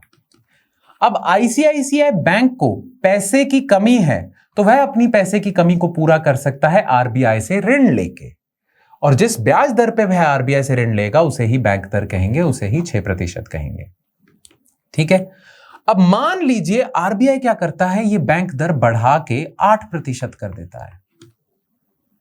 जब RBI ये बैंक दर बढ़ा 6 से 8% करेगा तो ICICI या सभी बैंकों को क्या संकेत मिल जाएगा? उन्हें यह संकेत मिल जाएगा कि अगर भविष्य में आपके पास पैसे की कमी होती है तो RBI से ऋण तो मिल जाएगा पर महंगे में ऋण मिलेगा, इसीलिए आज ही अपने पैसे का इंतजाम कर लो। और बैंक अपने पैसे का इंतजाम कैसे करते हैं? इधर आ जाइए। बैंकों को यदि लगे कि भविष्य में RBI से ऋण लेना महंगा पड़ेगा तो बैंक अपने पास रिजर्व बढ़ा देंगे, क्योंकि भविष्य में अगर उनको पैसे की जरूरत पड़ती है तो उनके पास इतने रिजर्व होंगे कि वह अपने पैसे की जरूरतों को पूरा कर सके, है ना? और हम जानते हैं कि जब भी बैंक अपने रिजर्व बढ़ाते हैं तो RDR बढ़ जाता है। बैंक ज्यादा रिजर्व रखेंगे, कम पैसा ऋण के रूप में आगे देंगे। अगर बैंक कम पैसा ऋण के रूप में आगे देंगे तो हवा में धन की उत्पत्ति कम हो जाएगी। हवा में धन की उत्पत्ति जब कम होती है तो धन गुणक भी कम होता है और M3 कम हो जाता है ना? तो जब भी RBI बैंक दर बढ़ा देगा तो क्या होगा? सारे बैंक ज्यादा रिजर्व रखेंगे, ज्यादा रिजर्व रखेंगे, धन गुणक कम होगा, मुद्रा की मात्रा कम होगी। बनती है बात? तो अब आपको समझ आया कि बैंक दर से कैसे मुद्रा की मात्रा में परिवर्तन आता है। अब दूसरी ओर चलते हैं। मान लीजिए RBI मुद्रा की मात्रा बढ़ाना चाहता है तो RBI बैंक दर को कम करके 4% कर देता है। अब सभी बैंकों को क्या संकेत मिल जाएगा? सभी बैंकों को यह संकेत मिल जाएगा कि अगर पैसे की कमी हुई भविष्य में तो RBI से सस्ते में मुद्रा मिल जाएगी, तो ज्यादा रिजर्व रखने की जरूरत नहीं है, दबा के ऋण देते हैं आगे। तो बैंक कम रिजर्व रखेंगे, ऋण आगे देंगे ज्यादा, जिससे RDR कम होगा, जिससे धन गुणक बढ़ेगा, जिससे हवा में पैसे की उत्पत्ति ज्यादा होगी, जिससे मुद्रा की मात्रा, कुल मुद्रा की मात्रा में वृद्धि होगी, है ना। तो जब भी आरबीआई को मुद्रा की मात्रा बढ़ानी होती है वह बैंक दर कम कर देता है, जब उसे मुद्रा की मात्रा कम करनी होती है तो वह बैंक दर बढ़ा देता है। यही बैंक दर का मुख्य उद्देश्य है, इसमें परिवर्तन लाने का मुख्य उद्देश्य है। समझ आया? चलिए, परिभाषा पे जाने की जरूरत नहीं है, बस ये ध्यान रखिए इस दर को एमएसएफ दर भी कहा जाता है। अब एमएसएफ दर क्या होता है मैं आगे बताऊंगा, ठीक है। बस ये याद रखना, इसे एमएसएफ दर भी कहा जाता है। जितनी एमएसएफ दर होगी, या एमएसएफ दर नहीं कहा जाता इसे, एमएसएफ दर जितना होगा भारत में उतना ही बैंक दर होगा। अब एमएसएफ दर क्या होता है मैं अभी बताऊंगा, पर यहां तक समझ आ गया? चलिए आगे बढ़ते हैं। अब हम रुक करते हैं पांचवें साधन की ओर, जिसे LAF कहा जाता है, चल निधि समायोजन सुविधा। अब देखिए, ये ऐसा साधन है जिसके बारे में आपने जरूर सुना होगा, समाचार पत्रों में सुना होगा, टीवी चैनलों में सुना होगा। यदि आप अर्थशास्त्र से संबंधित समाचार सुनते हैं तो पक्का सुना होगा, ठीक है। जैसे आपने सुना है कभी रेपो दर, आरबीआई कभी कभार रेपो दर बढ़ा देता है, रेपो दर कम कर देता है, रेपो रेट, ये रेपो दर जो है यह सबने सुना होगा, है ना, सुना होगा। नहीं भी सुना तो आज आप समझ जाओगे। ये ऐसी चीज है जिसमें आरबीआई सबसे ज्यादा बदलाव लाता है, सबसे ज्यादा परिवर्तन लाता है जब भी उसे मुद्रा की मात्रा में परिवर्तन करना होता है। अब ये क्या है, ये हम करेंगे आज LAF में, चल निधि समायोजन सुविधा। चल निधि आपको याद है ना, लिक्विडिटी या तरलता को कहते हैं, और यहां पे चल निधि को ही हम मान लेंगे मुद्रा की मात्रा। जितनी ज्यादा मुद्रा की मात्रा उतनी ही बाजार में चल निधि ज्यादा या तरलता ज्यादा या मुद्रा की मात्रा ज्यादा, ठीक है, लिक्विडिटी, ठीक है। अब चल निधि समायोजन सुविधा में आता है रेपो दर और रिवर्स रेपो दर। अब रेपो दर क्या होता है? बैंक दर समझ गए अगर आप, तो रेपो दर आपके लिए समझना बिल्कुल भी कठिन नहीं होगा। अब देखिए, बैंकों को कई बार पैसे की कमी होती है, पर बैंकों के पास ये पैसे की कमी कुछ ही समय के लिए होती है, 1 दिन, 2 दिन, 3 दिन। बैंकों को कई बार अल्पकालिक ऋण चाहिए होता है, अल्पकालिक ऋण, ठीक है, थोड़े समय के लिए ही उन्हें ऋण चाहिए। यदि बैंकों को थोड़े समय के लिए ही ऋण चाहिए तो आरबीआई ने उन्हें यह सुविधा दी हुई है कि वह आरबीआई से पैसा ले सके। तो जब भी बैंकों को बहुत थोड़े समय के लिए, 1 दिन, 2 दिन, 3 दिन के लिए ऋण चाहिए होता है, उनके पास पैसे की कमी होती है, तो आरबीआई की सुविधा का प्रयोग करते हुए वह आरबीआई से ऋण ले लेते हैं। अब जब वह आरबीआई से ऋण लेते हैं तो जिस दर पे लेते हैं उसे हम कहते हैं रेपो दर, ठीक है। अब आप सोच रहे होंगे कि बैंक दर और रेपो दर में फिर क्या फर्क है, वो मैं बताऊंगा क्या फर्क है, पर अभी आप समझ लीजिए कि थोड़े समय के लिए यदि ऋण चाहिए, बैंकों के पास थोड़े समय के लिए ही पैसे की कमी है, धन की कमी है, तो वह रेपो दर पे आरबीआई से पैसा ले सकता है, ठीक है। तो इसे हम कहेंगे रेपो दर। अच्छा, एक होती है रिवर्स रेपो दर, ठीक है। अब रिवर्स रेपो दर क्या होती है? रेपो दर के बिल्कुल विपरीत। मतलब देखिए, कई बार बैंकों के पास बहुत ज्यादा पैसा आ जाता है, ठीक है, बहुत सारे लोगों ने पैसा जमा करा दिया, बहुत सारा पैसा आ गया। अब बैंक उसे कहीं भी आगे ऋण के रूप में नहीं दे पा रहे हैं, ठीक है। इतना ज्यादा पैसा आ गया कि बैंक ने ऋण भी दे दिया, फिर भी बैंकों के पास बहुत सारा पैसा जमा है। अब बैंक सोचता है कि इस पैसे को क्यों रखना फालतू में, इस पैसे पे थोड़ा ब्याज ही कमा लेते हैं। तो बैंक आरबीआई के पास जाते हैं और आरबीआई को बोलते हैं, देखिए हमारे पास ये अधिक धन पड़ा हुआ है, हम इस पे ब्याज कमाना चाहते हैं, क्या आपके पास ऐसी कोई सुविधा है? तो आरबीआई कहता है, जरूर, आप मुझे ये धन दे दीजिए, आपके पास ये जो पैसा ज्यादा आया हुआ है ये आप मुझे दे दीजिए और मैं आपको ब्याज दे दूंगा, ठीक है। अब जब भी बैंकों के पास अधिक पैसा आ जाता है कुछ ही समय के लिए, अल्पकालिक समय के लिए ही, अल्पकालिक ऋण के रूप में ही ये दिया जाता है बैंकों द्वारा आरबीआई को, ठीक है। तो जब भी बैंकों के पास अधिक पैसा आ जाता है कुछ ही समय के लिए, तो वह उस समय के लिए, उस थोड़े से समय के लिए, 1 दिन, 2 दिन, 3 दिन, कुछ ही समय के लिए आरबीआई को पैसा दे देते हैं ऋण के रूप में, और आरबीआई उन 1, 2, 3, 4 जितने भी दिन हैं उसके लिए उन्हें कुछ ब्याज प्रदान करता है, और वह ब्याज को हम क्या कहेंगे? रिवर्स रेपो दर।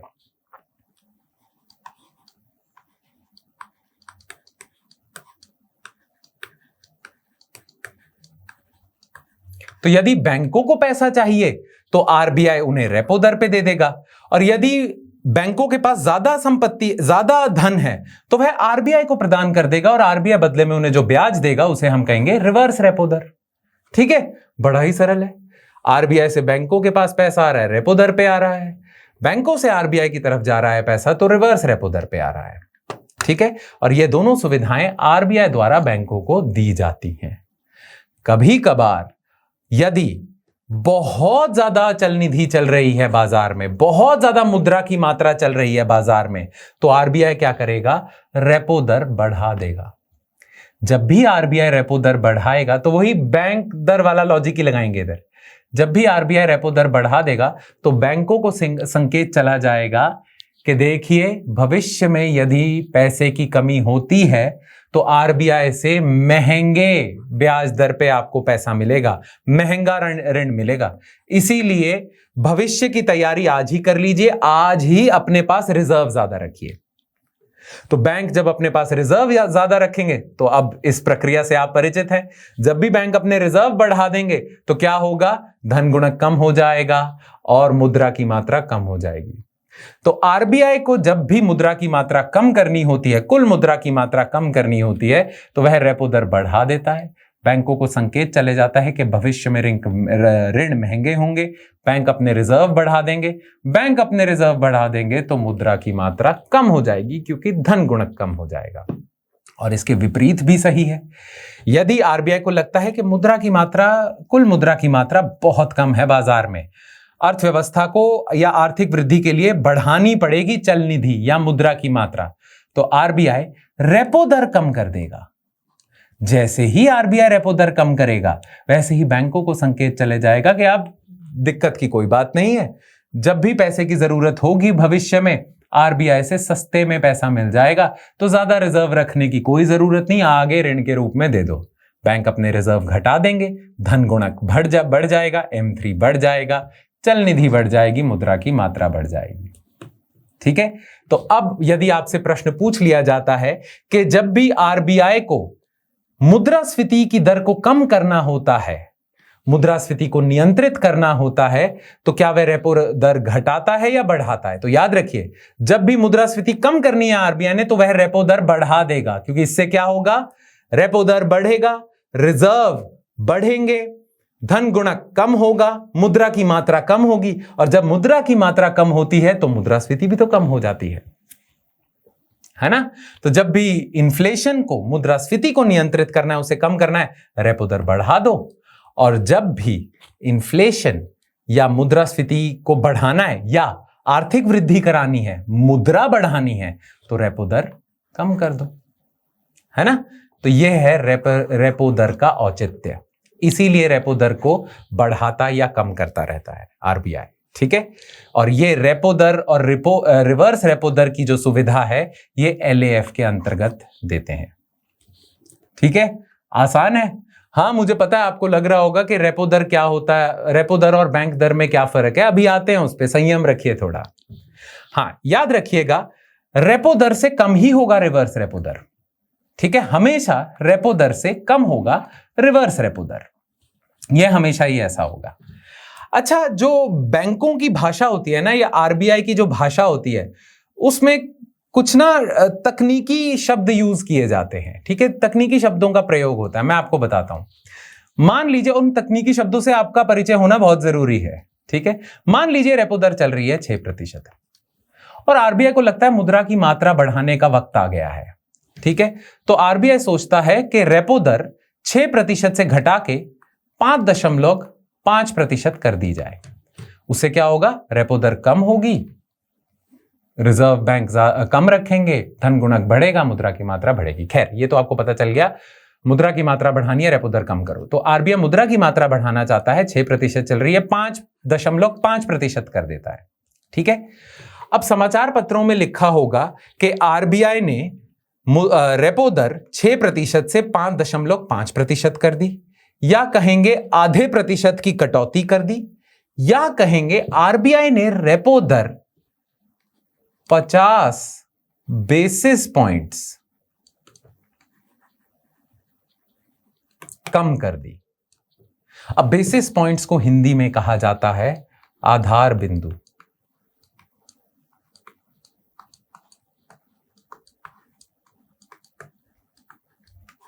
ठीक है, अब आधार बिंदु का क्या मतलब है, ज्यादा मुश्किल नहीं है। ठीक है, 50 बेसिस पॉइंट्स का अर्थ है आधा प्रतिशत।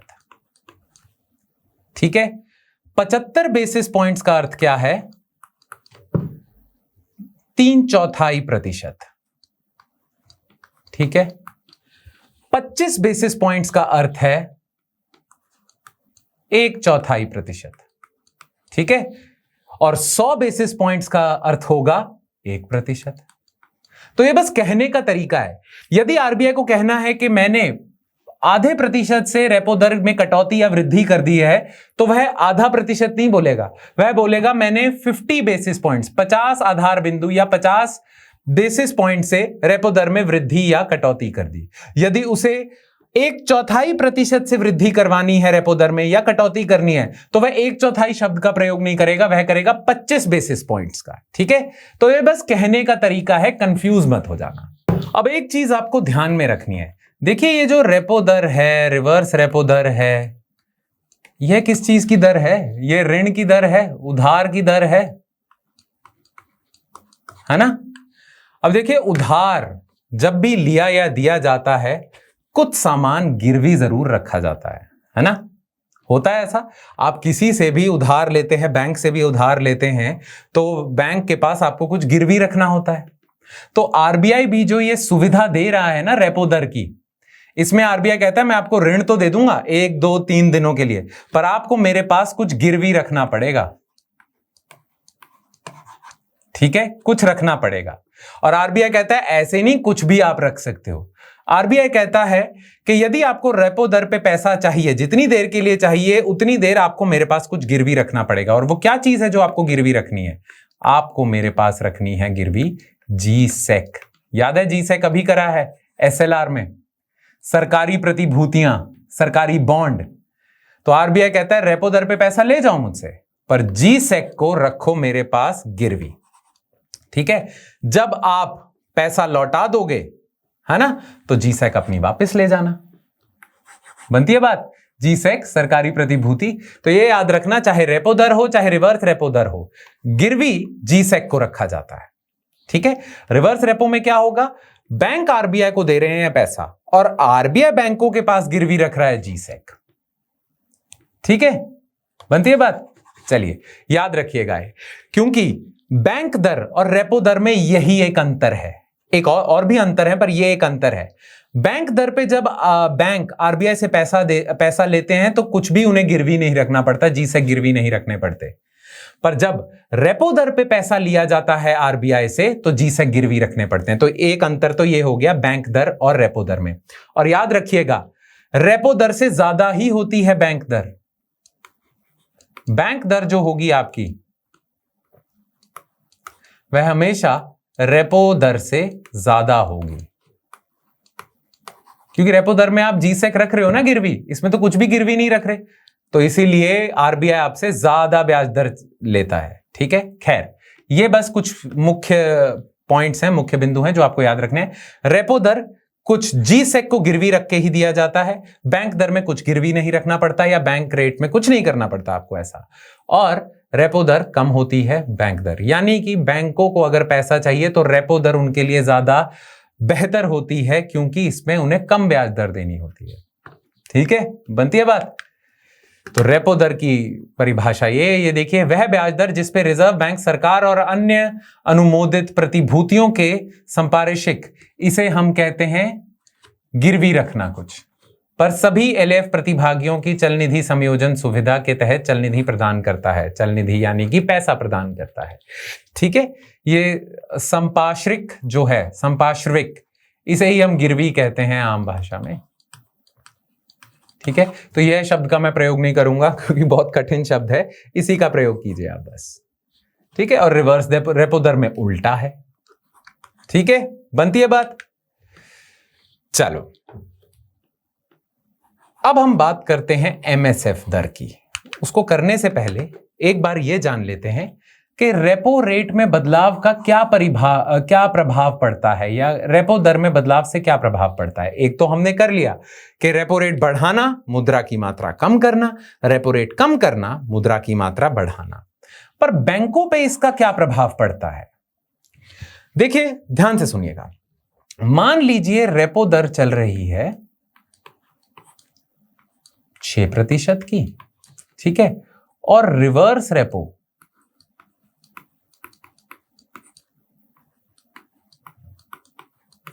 दर चल रही है 5% की, मान लीजिए ऐसा है, ठीक है।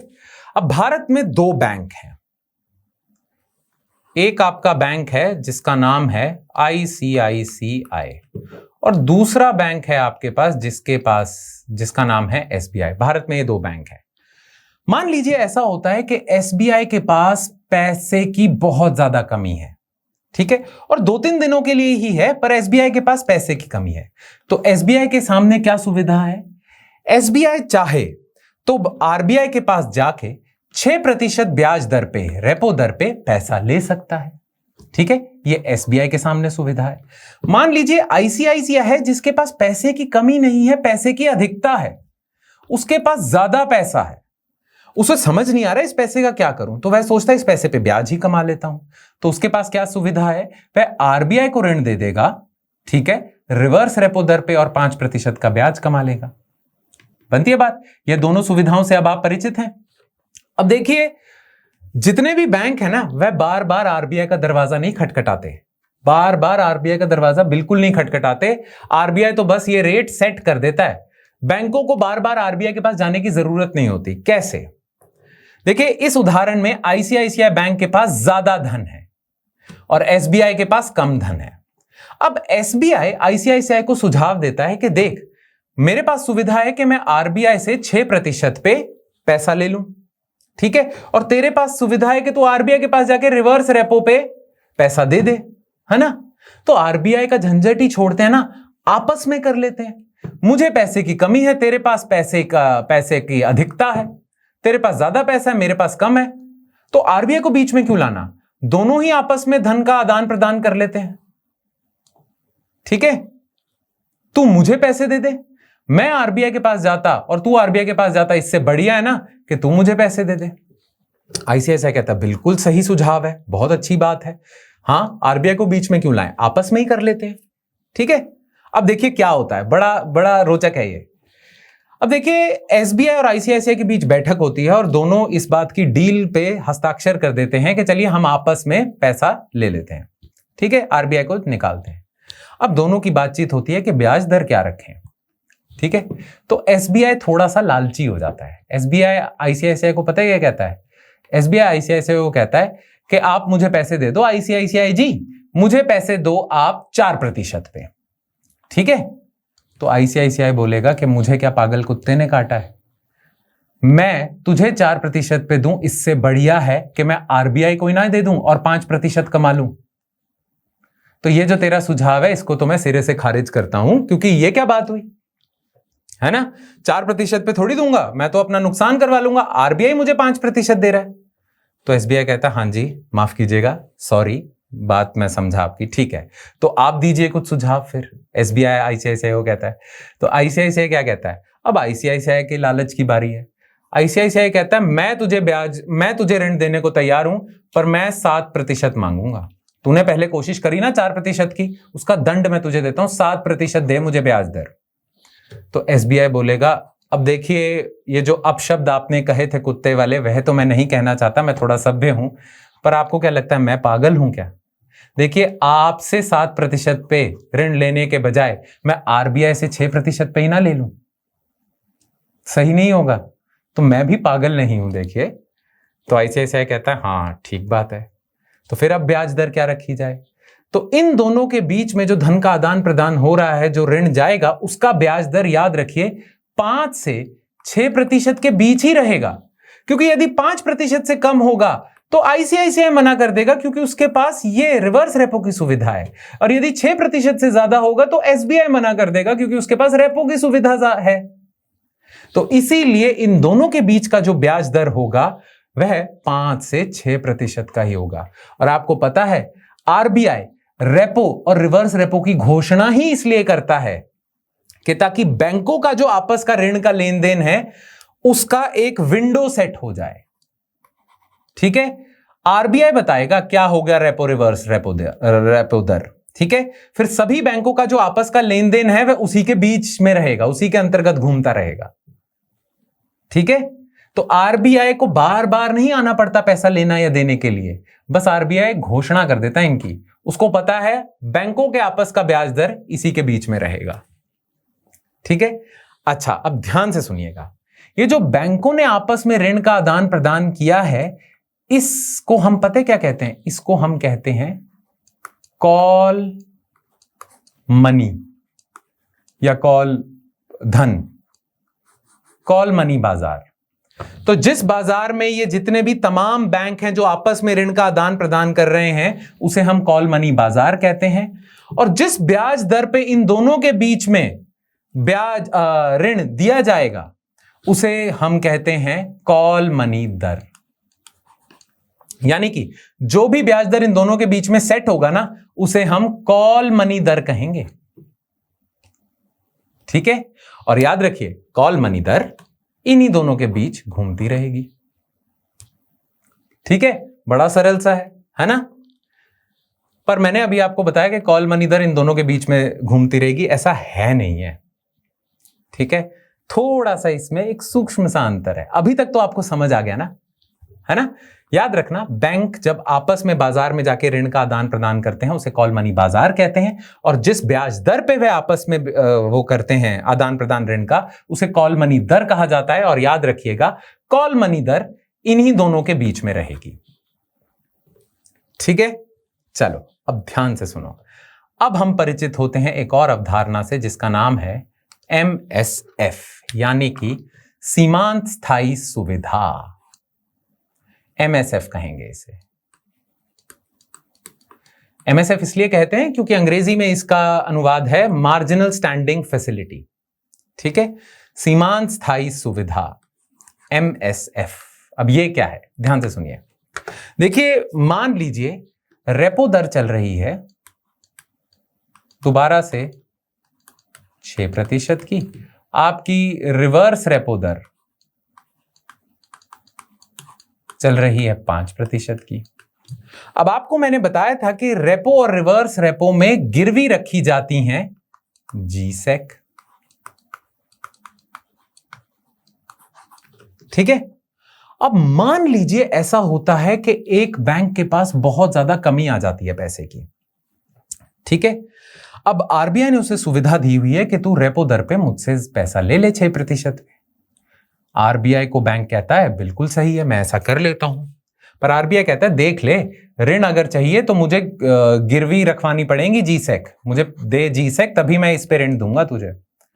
अब मान लीजिए ऐसा होता है बैंक के पास ज्यादा G-Sec है ही नहीं। ठीक है, अब आपको याद है SLR हमने किया था, SLR है ना, और SLR की दर मान लो चल रही है 20% की। मान लो SLR की दर चल रही है उस समय 20% की। SLR आपको याद है? हाँ, तो SLR में बैंक को क्या रखना होता है? G-Sec ही तो रखनी होती है।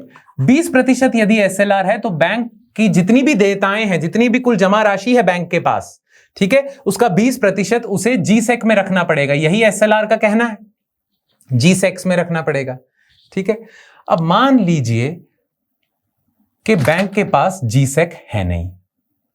अगर बैंक के पास G-Sec नहीं है तो उसे अपने SLR में से G-Sec निकालनी पड़ेगी और आरबीआई के पास गिरवी रखनी पड़ेगी।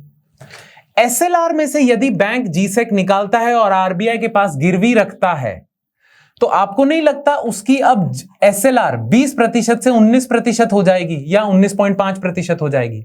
आरबीआई ने तो यह निर्देश दिया है कि SLR आपको 20% रखना है, पर यदि बैंकों के पास अधिक G-Sec है ही नहीं तो उन्हें अपने SLR में से निकालनी पड़ेगी। और जब वो अपनी SLR से निकालेंगे तो आरबीआई ने उन्हें बोला 20% का SLR रखना है, अब उसमें कमी आ जाएगी तो आरबीआई के आदेश का उल्लंघन हो जाएगा यदि SLR में से आपने G-Sec निकाल दी, क्योंकि अब SLR कम हो जाएगा। तो आरबीआई कहता है देख, अगर तू ऐसा करेगा कि तेरे पास इतनी भी G-Sec नहीं है कि तुझे SLR में से G-Sec निकाल के मेरे पास गिरवी रखनी पड़ रही है, तो मैं 6% पे नहीं दूंगा, तो मैं दंड दूंगा तेरे को एक, ठीक है।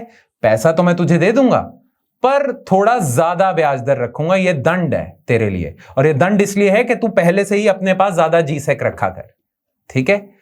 अब यदि तुझे अपने एसएलआर में से जीसेक निकाल के मुझसे ऋण लेना पड़ रहा है तो मैं तुझे ऋण तो दे दूंगा पर मैं ऋण दूंगा तुझे 7% पे, ठीक है। और इस 7% को हम कहते हैं MSF दर, सीमांत स्थायी सुविधा, सीमांत स्थायी सुविधा दर, ठीक है। और आपको समझ आ गया कि ये रेपो से ज्यादा क्यों होता है। इसलिए ज्यादा होता है क्योंकि आरबीआई 1% का दंड दे रहा है, या कितने भी प्रतिशत का दंड दे रहा है आपको, क्योंकि आपने जीसेक रखी नहीं और आपने एसएलआर में से निकाली है। और जैसे ही आप एसएलआर से निकालोगे तो भाई फिर आपका एसएलआर जितना आपको रखने का आदेश दिया गया था उसका उल्लंघन होगा, तो 1% का दंड मिलेगा आपको, या जितने भी प्रतिशत का, ठीक है। बनती है बात। इसे हम एमएसएफ कहते हैं। अच्छा, एमएसएफ की परिभाषा ध्यान से देख लीजिएगा। यह दंडात्मक दर है जिस पर बैंक एक पूर्व निर्धारित सीमा 2% तक अपने संविधिक चल निधि अनुपात एसएलआर पोर्टफोलियो का उपयोग कर रिजर्व बैंक से ओवरनाइट आधार पर उधार ले सकता है। अब देखिए, बैंक, आरबीआई ने बैंकों को बोला हुआ है कि यदि तू एसएलआर में से जीसेक निकाल के मुझसे पैसा ले रहा है गिरवी रखने के लिए, उसकी भी एक सीमा है। यह नहीं है कि 20 के 20% का तूने मुझसे जीसेक निकाल ली और मुझे दे दी और बोल दिया मुझे ऋण दे दो, ऐसा भी नहीं है। इस 20% में से सिर्फ 2% तक की ही तू जीसेक निकाल सकता है और मुझसे एमएसएफ दर पे पैसा ले सकता है, ऋण ले सकता है। 2% से अधिक नहीं होना चाहिए ये, ठीक है। ये चीज है, बनती है बात। अब देखिए एक और चीज, ध्यान से सुनिएगा। अब वापस हम कॉल मनी बाजार पे आ जाते हैं। यही वो एसबीआई आईसीआईसीआई है और यही वो एसबीआई है, ठीक है। इसके पास पैसे की कमी, इसके पास धन की अधिकता। रेपो चल रहा है, मान लीजिए वही ले लेते हैं हम 6, एमएसएफ चल रहा है 7, रिवर्स रेपो चल रहा है 5, ठीक है। और मैंने आपको बताया था जिस ब्याज दर पे आईसीआईसीआई एसबीआई को देगा ऋण, उसे हम कहते हैं कॉल मनी दर, ठीक है। और मैंने आपको बताया था कि कॉल मनी दर हमेशा रेपो और रिवर्स रेपो के बीच में ही रहेगा, है ना। पर कभी कभार कुछ ऐसे समीकरण भी बन जाते हैं कि कॉल मनी दर रेपो से ज्यादा हो जाता है। कैसे? अब ध्यान से सुनिए। देखिए, एसबीआई कहता है आईसीआईसीआई को कि जनाब आप मुझे ना ऋण दे दीजिए 5% से कम पे, तो आईसीआईसीआई मना कर देगा। वही उदाहरण, आईसीआईसीआई कहेगा फिर मैं आरबीआई के पास ही क्यों ना चले जाऊं, ठीक है। तो 5% से तो अधिक ब्याज दर पे ही मैं तेरे को ऋण दूंगा, ठीक है। फिर आईसीआईसीआई एसबीआई को कहता है कि मैं तुझे ऋण देने को तैयार हूं, पर ब्याज दर होगी 6.5% की। अब इस पे एसबीआई क्या कहेगा? देखिए, आपसे फिर मैं क्यों लूंगा, फिर मैं आरबीआई के पास ही नहीं चला जाऊंगा। 6% आरबीआई मुझे दे रहा है, आप मुझे 6.5% दे रहे हो, तो फिर तो मैं आरबीआई के पास ही चलता हूं। तो आईसीआईसीआई कहता है चले जा फिर, क्योंकि मैंने तो सुना था, मुझे तो समाचारों से पता चला है कि आपके पास जीसेक खत्म हो गई है, और यदि आपको जीसेक निकालनी है तो आपको अपने एसएलआर में से जीसेक निकालनी पड़ेगी। तो यदि आप आरबीआई के पास जाओगे तो आरबीआई अब आपको 6% पे तो नहीं दे रहा, क्योंकि आपके पास जीसेक ही नहीं है, एसएलआर से निकालनी पड़ेगी। आरबीआई आपको 7% पे दे रहा है एसबीआई जी। तो मुझे तो बेवकूफ ना बनाए, मुझे तो पता चल चुका है। ये तो मेरा भला हो कि मैं आपको 6.5% पे दे रहा हूं, है ना। ऐसा हो सकता है। तो यदि एसबीआई के पास जीसेक की कमी हो जाए तो उसे फिर रेपो पे नहीं मिलेगा, उसे फिर एमएसएफ पे मिलेगा। और ये बात आईसीआईसीआई भली भांति जानता है, इसीलिए आईसीआईसीआई उसे कहता है 6.5%, जिसपे एसबीआई क्या कहता है, हाँ जी ठीक है, आपने पकड़ लिया मेरा झूठ, ठीक है, आरबीआई के पास जाऊंगा 7% पे मिलेगा, आप 6.5% पे दे दीजिए, खत्म करिए बात को, है ना। इसीलिए जो कॉल मनी दर होगी वह रिवर्स रेपो से तो ज्यादा होगी, पर वह औसतन देखा जाए तो एमएसएफ से कम होगी। तो जो कॉरिडोर है ना, ये जो विंडो है, ये जो खिड़की है, यह है रिवर्स और एमएसएफ के बीच में होती है। मैंने बताया था ना एक सूक्ष्म सा अंतर है कि कॉल मनी दर हमेशा रिवर्स और एमएसएफ के बीच में रहेगा, ना कि रिवर्स और रेपो के। तो यदि आपसे प्रश्न पूछ लिया जाता है कि रिवर्स रेपो और रेपो के बीच में रहेगा आपका कॉल मनी दर, तो आपने उसे गलत करना है, क्योंकि रिवर्स रेपो और एमएसएफ के बीच रहता है। ठीक है, तो जितने भी कॉल मनी दर होंगे सभी बैंकों के, ये तो आईसीआईसीआई और एसबीआई एक उदाहरण है। भारत में सिर्फ यही 2 बैंक तो नहीं है, बहुत सारे बैंक हैं, है ना। सभी बैंक आपस में लेन देन कर रहे हैं कॉल मनी बाजार में, और सभी के कॉल मनी दर अलग अलग होंगे। ठीक है, हो सकता है सभी के कॉल मनी दर अलग अलग होंगे। यदि मैं देखना चाहता हूं कि भारत में औसतन का कॉल मनी दर क्या चल रहा है, हाँ, एसबीआई आईसीआईसीआई का कॉल मनी दर इतना है, इंडियन बैंक पीएनबी का कॉल मनी दर कुछ और होगा, बाकी 2 बैंक का कुछ और होगा। औसतन कॉल मनी दर क्या होगा, है ना।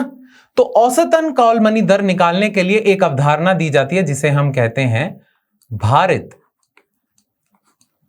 औसत कॉल मनी दर।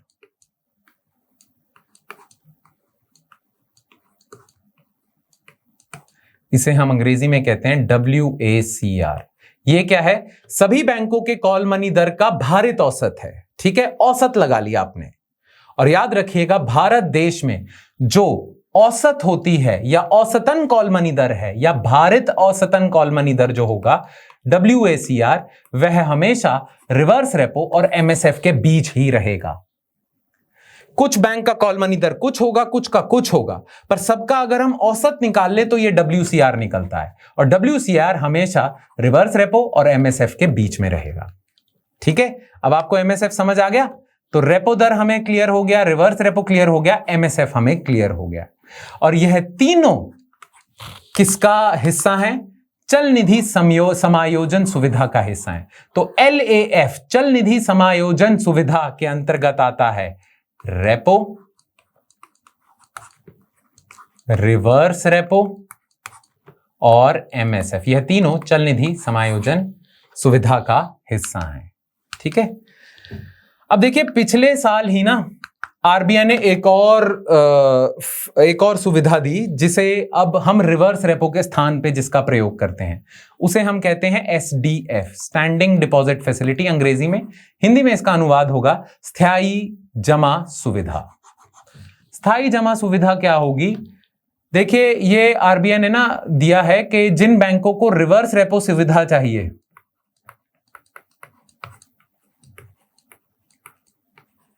है ना, वह रिवर्स रेपो की जगह इस सुविधा का भी प्रयोग कर सकते हैं। इस सुविधा में भी और इस सुविधा में भी बैंक से पैसा जाता है आरबीआई के पास। ठीक है, तो बैंक आरबीआई को पैसा देते हैं और आरबीआई बदले में ब्याज देता है। यही होता था रिवर्स रेपो में।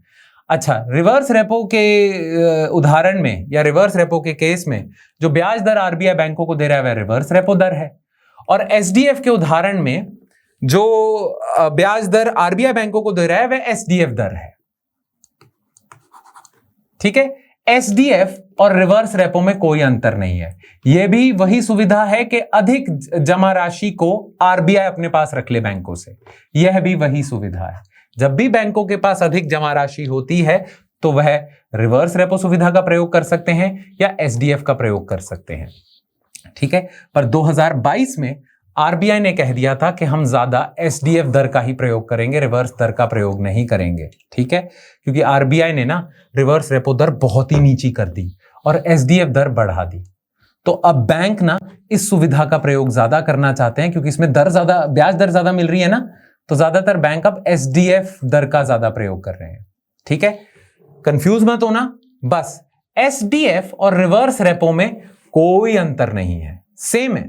बस हाँ, एसडीएफ की दर ज्यादा है, ज्यादा ब्याज मिलता है बैंकों को, इसीलिए बैंक इसका चुनाव करते हैं। एक और फायदा है इसमें, देखो एसडीएफ और रिवर्स रेपो में एक तो ब्याज दर का अंतर हो गया, ये थोड़ा ज्यादा होगा। ठीक है, और दूसरी चीज पता क्या है, देखिए मैंने बताया था रेपो और रिवर्स रेपो में G-Sec को गिरवी रखना पड़ता है। तो रेपो में तो आप गिरवी रखते हो, रिवर्स रेपो में आरबीआई बैंकों के पास गिरवी रखता है। एसडीएफ सुविधा में आरबीआई को जी से गिरवी रखने की जरूरत नहीं है। ठीक है, तो बस यही दो अंतर है। एक तो ब्याज दर में अंतर है, दूसरा इसमें कुछ नहीं गिरवी रखना पड़ता, इसमें जी से गिरवी रखनी पड़ती है। That is it. तो अब जो आपका weighted average call money rate है या भारित औसतन कॉल मनी ब्याज दर है, वह एसडीएफ और एमएसएफ के अंतर्गत होगा, क्योंकि अब रिवर्स रेपो की जगह हम एसडीएफ का प्रयोग करते हैं। ठीक है, नहीं तो अमूमन यहां पे रिवर्स रेपो होता था, पर अब क्योंकि रिवर्स रेपो कम इस्तेमाल करता है, कम प्रयोग में लाता है आरबीआई, इसलिए यहां पे हम एसडीएफ लिख देते हैं। और इस खिड़की को हम कहते हैं कॉरिडोर, एलएएफ कॉरिडोर। ठीक है, तो ये जो चीज है ना, ये जो मैंने यहां पे लिखी है, इसे हम एलएएफ कॉरिडोर कहते हैं। याद रखना, एलएएफ कॉरिडोर होगी एसडीएफ से लेके एमएसएफ तक। ठीक है, बस इतना ही। यही है आपकी कुल चल निधि समायोजन सुविधा। ठीक है, कोई भी अगर आपको संशय, डाउट वगैरह है तो नीचे जरूर लिखना। ठीक है, आज का लेक्चर थोड़ा तकनीकी था, समझ आने में दिक्कत हो सकती है। अपनी तरफ से मैंने ये प्रयास किया था कि जितना आसान आपके लिए बना सकूं उतना कर दूं, पर अगर फिर भी रह जाता है तो घबराने की जरूरत नहीं है, हो जाता है, नई चीजें हैं आपके लिए। चलिए, और अन्य क्या उपकरण हैं या और अन्य क्या साधन हैं आरबीआई के पास मुद्रा की मात्रा में परिवर्तन करने के लिए? तो हमने 5 साधन कर लिए। पहला सीआरआर, एसएलआर, बैंक दर, ओपन मार्केट ऑपरेशन ओएमओ, 5वां एलएएफ, है ना। अब अन्य उपकरण कुछ क्या है? एलएएफ के अलावा चल निधि प्रबंधन की लिखितों में एक मुश्त खुले बाजार परिचलन ओएमओ, विदेशी मुद्रा स्वैप, ये हम करेंगे बाद में, बाजार स्थिरीकरण योजना एमएसएस शामिल है। तो हमने बाद में करना है विदेशी मुद्रा स्वैप और एमएसएस। ठीक है, बस आपने याद रखना है कि जो उपकरण है, साधन है मुद्रा की मात्रा में परिवर्तन लाने के लिए, जो हमने कर लिए उनमें बस ये 2 ऐड कर दो, विदेशी मुद्रा स्वैप और एमएसएस। ये हम करेंगे, चिंता मत करिए। ठीक है, अच्छा, एक और चीज, मुख्य चल निधि प्रबंधन साधन, ये भी आरबीआई के पास है। परिवर्तनीय दर, यानी कि यह वह ब्याज दर है जो ब्याज के दौरान या ऋण के दौरान परिवर्तित हो सकती है। वैसे तो यदि मैंने आपको 4% पे ब्याज दे दिया 1 साल के लिए, तो पूरे 1 साल तक ब्याज 4% रहेगा। पर परिवर्तनीय दर वह दर होती है कि 1 साल के दौरान ब्याज दर परिवर्तित हो सकता है, कभी 5 हो गया, कभी 4 हो गया, कभी 3 हो गया, ऐसे हो सकता है। तो इसे परिवर्तनीय ब्याज दर कहते हैं। तो कई बार बैंकों को 14 दिन के लिए पैसा चाहिए होता है, 28 दिन के लिए पैसा चाहिए होता है। तो आरबीआई कहता है आप रेपो दर पे ही मुझसे ले लो, पर जो ब्याज दर होगी वो परिवर्तनीय ब्याज दर होगी। इसे मुख्य चल निधि प्रबंधन कहते हैं। दोबारा मैं कह दूं, ये भी अगर आपको ना समझ आए तो कोई बात नहीं, छोड़ दो इसे, बाद में हम कर लेंगे अच्छे से। पर यह वही चीज है, टर्म रेपो कह देते हैं इसे। ठीक है, बस इसे बस परिभाषा पढ़ लीजिएगा, समझना है चिंता मत कर लिए, आने वाले 3-4 लेक्चर में ये भी हो जाएगा। तो ये और ये दोनों हो जाएंगे। ठीक है, तो अन्य उपकरण वाला जो पेज है नहीं समझ आता, कोई बात नहीं, समझ आ गया तो बहुत बढ़िया है। ठीक है, चलो, बाकी ये 5 समझ आ जाने चाहिए, बहुत महत्वपूर्ण है। और आपको ये भी समझ आ जाना चाहिए कि आरबीआई मुद्रा की मात्रा ऊपर नीचे क्यों करता है, मुद्रास्फीति के लिए और आर्थिक वृद्धि के लिए। ये 2 उद्देश्य भी आपको समझ आ जाने चाहिए। ठीक है, चलो, अभी वर्तमान समय में, वर्तमान काल में रेपो दर क्या चल रहा है, याद रखिएगा। 1 सेकेंड, मैं इसे थोड़ा चेंज कर देता हूं ताकि आपको दिख सके। वर्तमान काल में रेपो दर चल रहा है 6.5%। स्थायी जमा सुविधा दर एसडीएफ इससे 25 बेसिस पॉइंट कम है, 6.25%। सीमांत स्थायी सुविधा दर, जिसे हम एमएसएफ कहते हैं, यह चल रहा है 6.75%। तो आप देख सकते हैं इन तीनों में जो अंतर है वह कितने का है, 25 बेसिस पॉइंट्स का, यानी कि 1/4%। ठीक है, और आप जानते हैं कि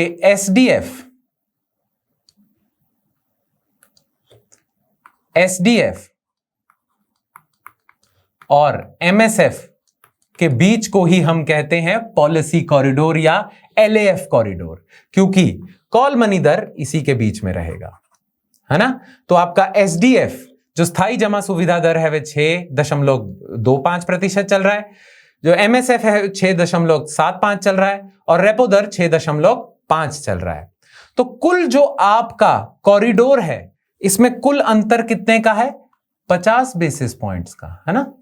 SDF और MSF में कितने का अंतर है? 50 बेसिस पॉइंट्स का, और तीनों में 25-25 बेसिस पॉइंट्स का अंतर है ना। समझ आ गया? चलो, बाकी बैंक दर हमने करा था, हमने बैंक दर की परिभाषा में ही करा था कि बैंक दर MSF दर के करीब ही रखी जाती है ना। तो जितनी बैंक दर होगी उतनी ही MSF दर होगी, या इसके विपरीत जितनी MSF दर होगी उतनी ही बैंक दर होगी।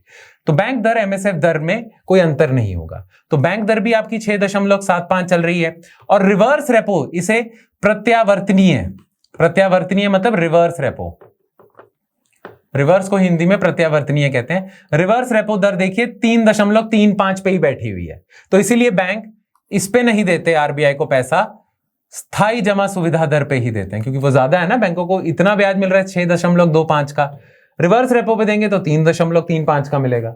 तो इसीलिए आपका जो LAF कॉरिडोर है वह इससे और इसके बीच में होता है, ठीक है। तो ये वर्तमान समय की दर चल रही है, ये मैंने RBI की वेबसाइट से उठाई है। वर्तमान समय में CRR कितना चल रहा है? 4.5% का, और SLR कितना चल रहा है? 18% का। ये वर्तमान समय की मात्राएं हैं, तो इन्हें भी याद रखिएगा, ठीक है। याद रखना, रेपो कितना है? 6.5%, CRR है 4.5% और SLR है 18%, ठीक है। चलो, अब हाँ, जो सवाल आप सबके मन में चल रहा है, आपको चिंता दे रहा है, उसे कर लेते हैं। बैंक दर और रेपो दर में क्या अंतर है? पहले तो आपने यही देख लिया कि हमेशा जो बैंक दर होगी वह MSF दर के जितनी ही होगी, है ना, और MSF दर हमेशा रेपो दर से ज्यादा होगी। तो सबसे पहला अंतर तो क्या है? रेपो दर बैंक दर से कम होती है, ठीक है। दूसरी चीज, बैंक दर के मामले में कोई संपार्श्विक शामिल नहीं है, यानी कि आपको कोई भी GSEC गिरवी रखने की जरूरत नहीं है। तो जब आप RBI से बैंक दर पे ऋण लेते हो, जब भी कोई बैंक RBI से बैंक दर पे लेता है तो उसे कुछ भी गिरवी रखने की, कोई भी GSEC सरकारी प्रतिभूति गिरवी रखने की जरूरत नहीं, इसीलिए ज्यादा ब्याज दर देना पड़ता है ना। और रेपो में आपको सरकारी प्रतिभूतियां रखनी पड़ती हैं, GSEC रखनी पड़ती हैं, इसीलिए RBI आपसे कम ब्याज दर चार्ज करता है, ठीक है एक सी। तो दोनों में मुख्य यह दो अंतर है, एक तो रेपो दर कम होती है MSF से भी, बैंक दर से भी, और बैंक दर के मामले में कुछ भी गिरवी नहीं रखना पड़ता, रेपो में रखना पड़ता है, ठीक है। चलो, मेन चीज जो थी, मुख्य चीज थी, मुख्य जो तकनीकी दौर था, उससे हम निकल चुके हैं। अब आसान चलेगा सब कुछ, ठीक है। अब देखिए, आज के लिए मैं मानता हूं कि आपके लिए बहुत हो गया होगा, क्योंकि बहुत तकनीकी लेक्चर था, है ना। तो इसीलिए मुद्रा एवं मौद्रिक नीति का जो पूरा विषय है उसे अब हम 3 भाग में करेंगे। कल हमने भाग 1 किया था, आज हमने भाग 2 किया है, जिसमें मुख्य तौर पे हमने बस मौद्रिक नीति के साधन किए हैं, मात्रात्मक साधन। कल का लेक्चर बहुत ही सरल होगा। यदि आपको आज का लेक्चर समझ आ गया, जितना कठिन आज का लेक्चर था ना, कल का लेक्चर उतना कठिन नहीं होगा। कल का लेक्चर बहुत सरल होगा, क्योंकि उसमें हम क्या करेंगे, उसमें हम RBI को जानेंगे। देखिए, अभी तक RBI के क्या साधन है, RBI करता क्या है, वो आपको पता चल चुका है। पर RBI कब बना था, जो रट्टे मारने वाली चीजें हैं, RBI कब बना था, RBI के अंतर्गत कौन से बोर्ड शामिल हैं, RBI में कौन कौन मेंबर हैं, ये जो रटने वाली चीजें हैं वह हम कल करेंगे। इसलिए कल का जो लेक्चर होगा ज्यादा कठिन नहीं होगा। हाँ, RBI के साथ साथ कल हम करेंगे, जैसे कल हम करेंगे RBI क्या है, RBI का तुलना पत्र भी एक बार देख लेंगे, पर बड़ा सरल है। और हम करेंगे मौद्रिक नीति समिति। याद है मुद्रास्फीति के में मैंने आपको बताया था कि RBI की एक समिति है जिसका नाम है मौद्रिक नीति समिति। इसका एक ही मुख्य उद्देश्य है कि जो CPI आधारित, और यहां मैं CPI संयुक्त की बात कर रहा हूं, जो CPI आधारित मुद्रास्फीति है,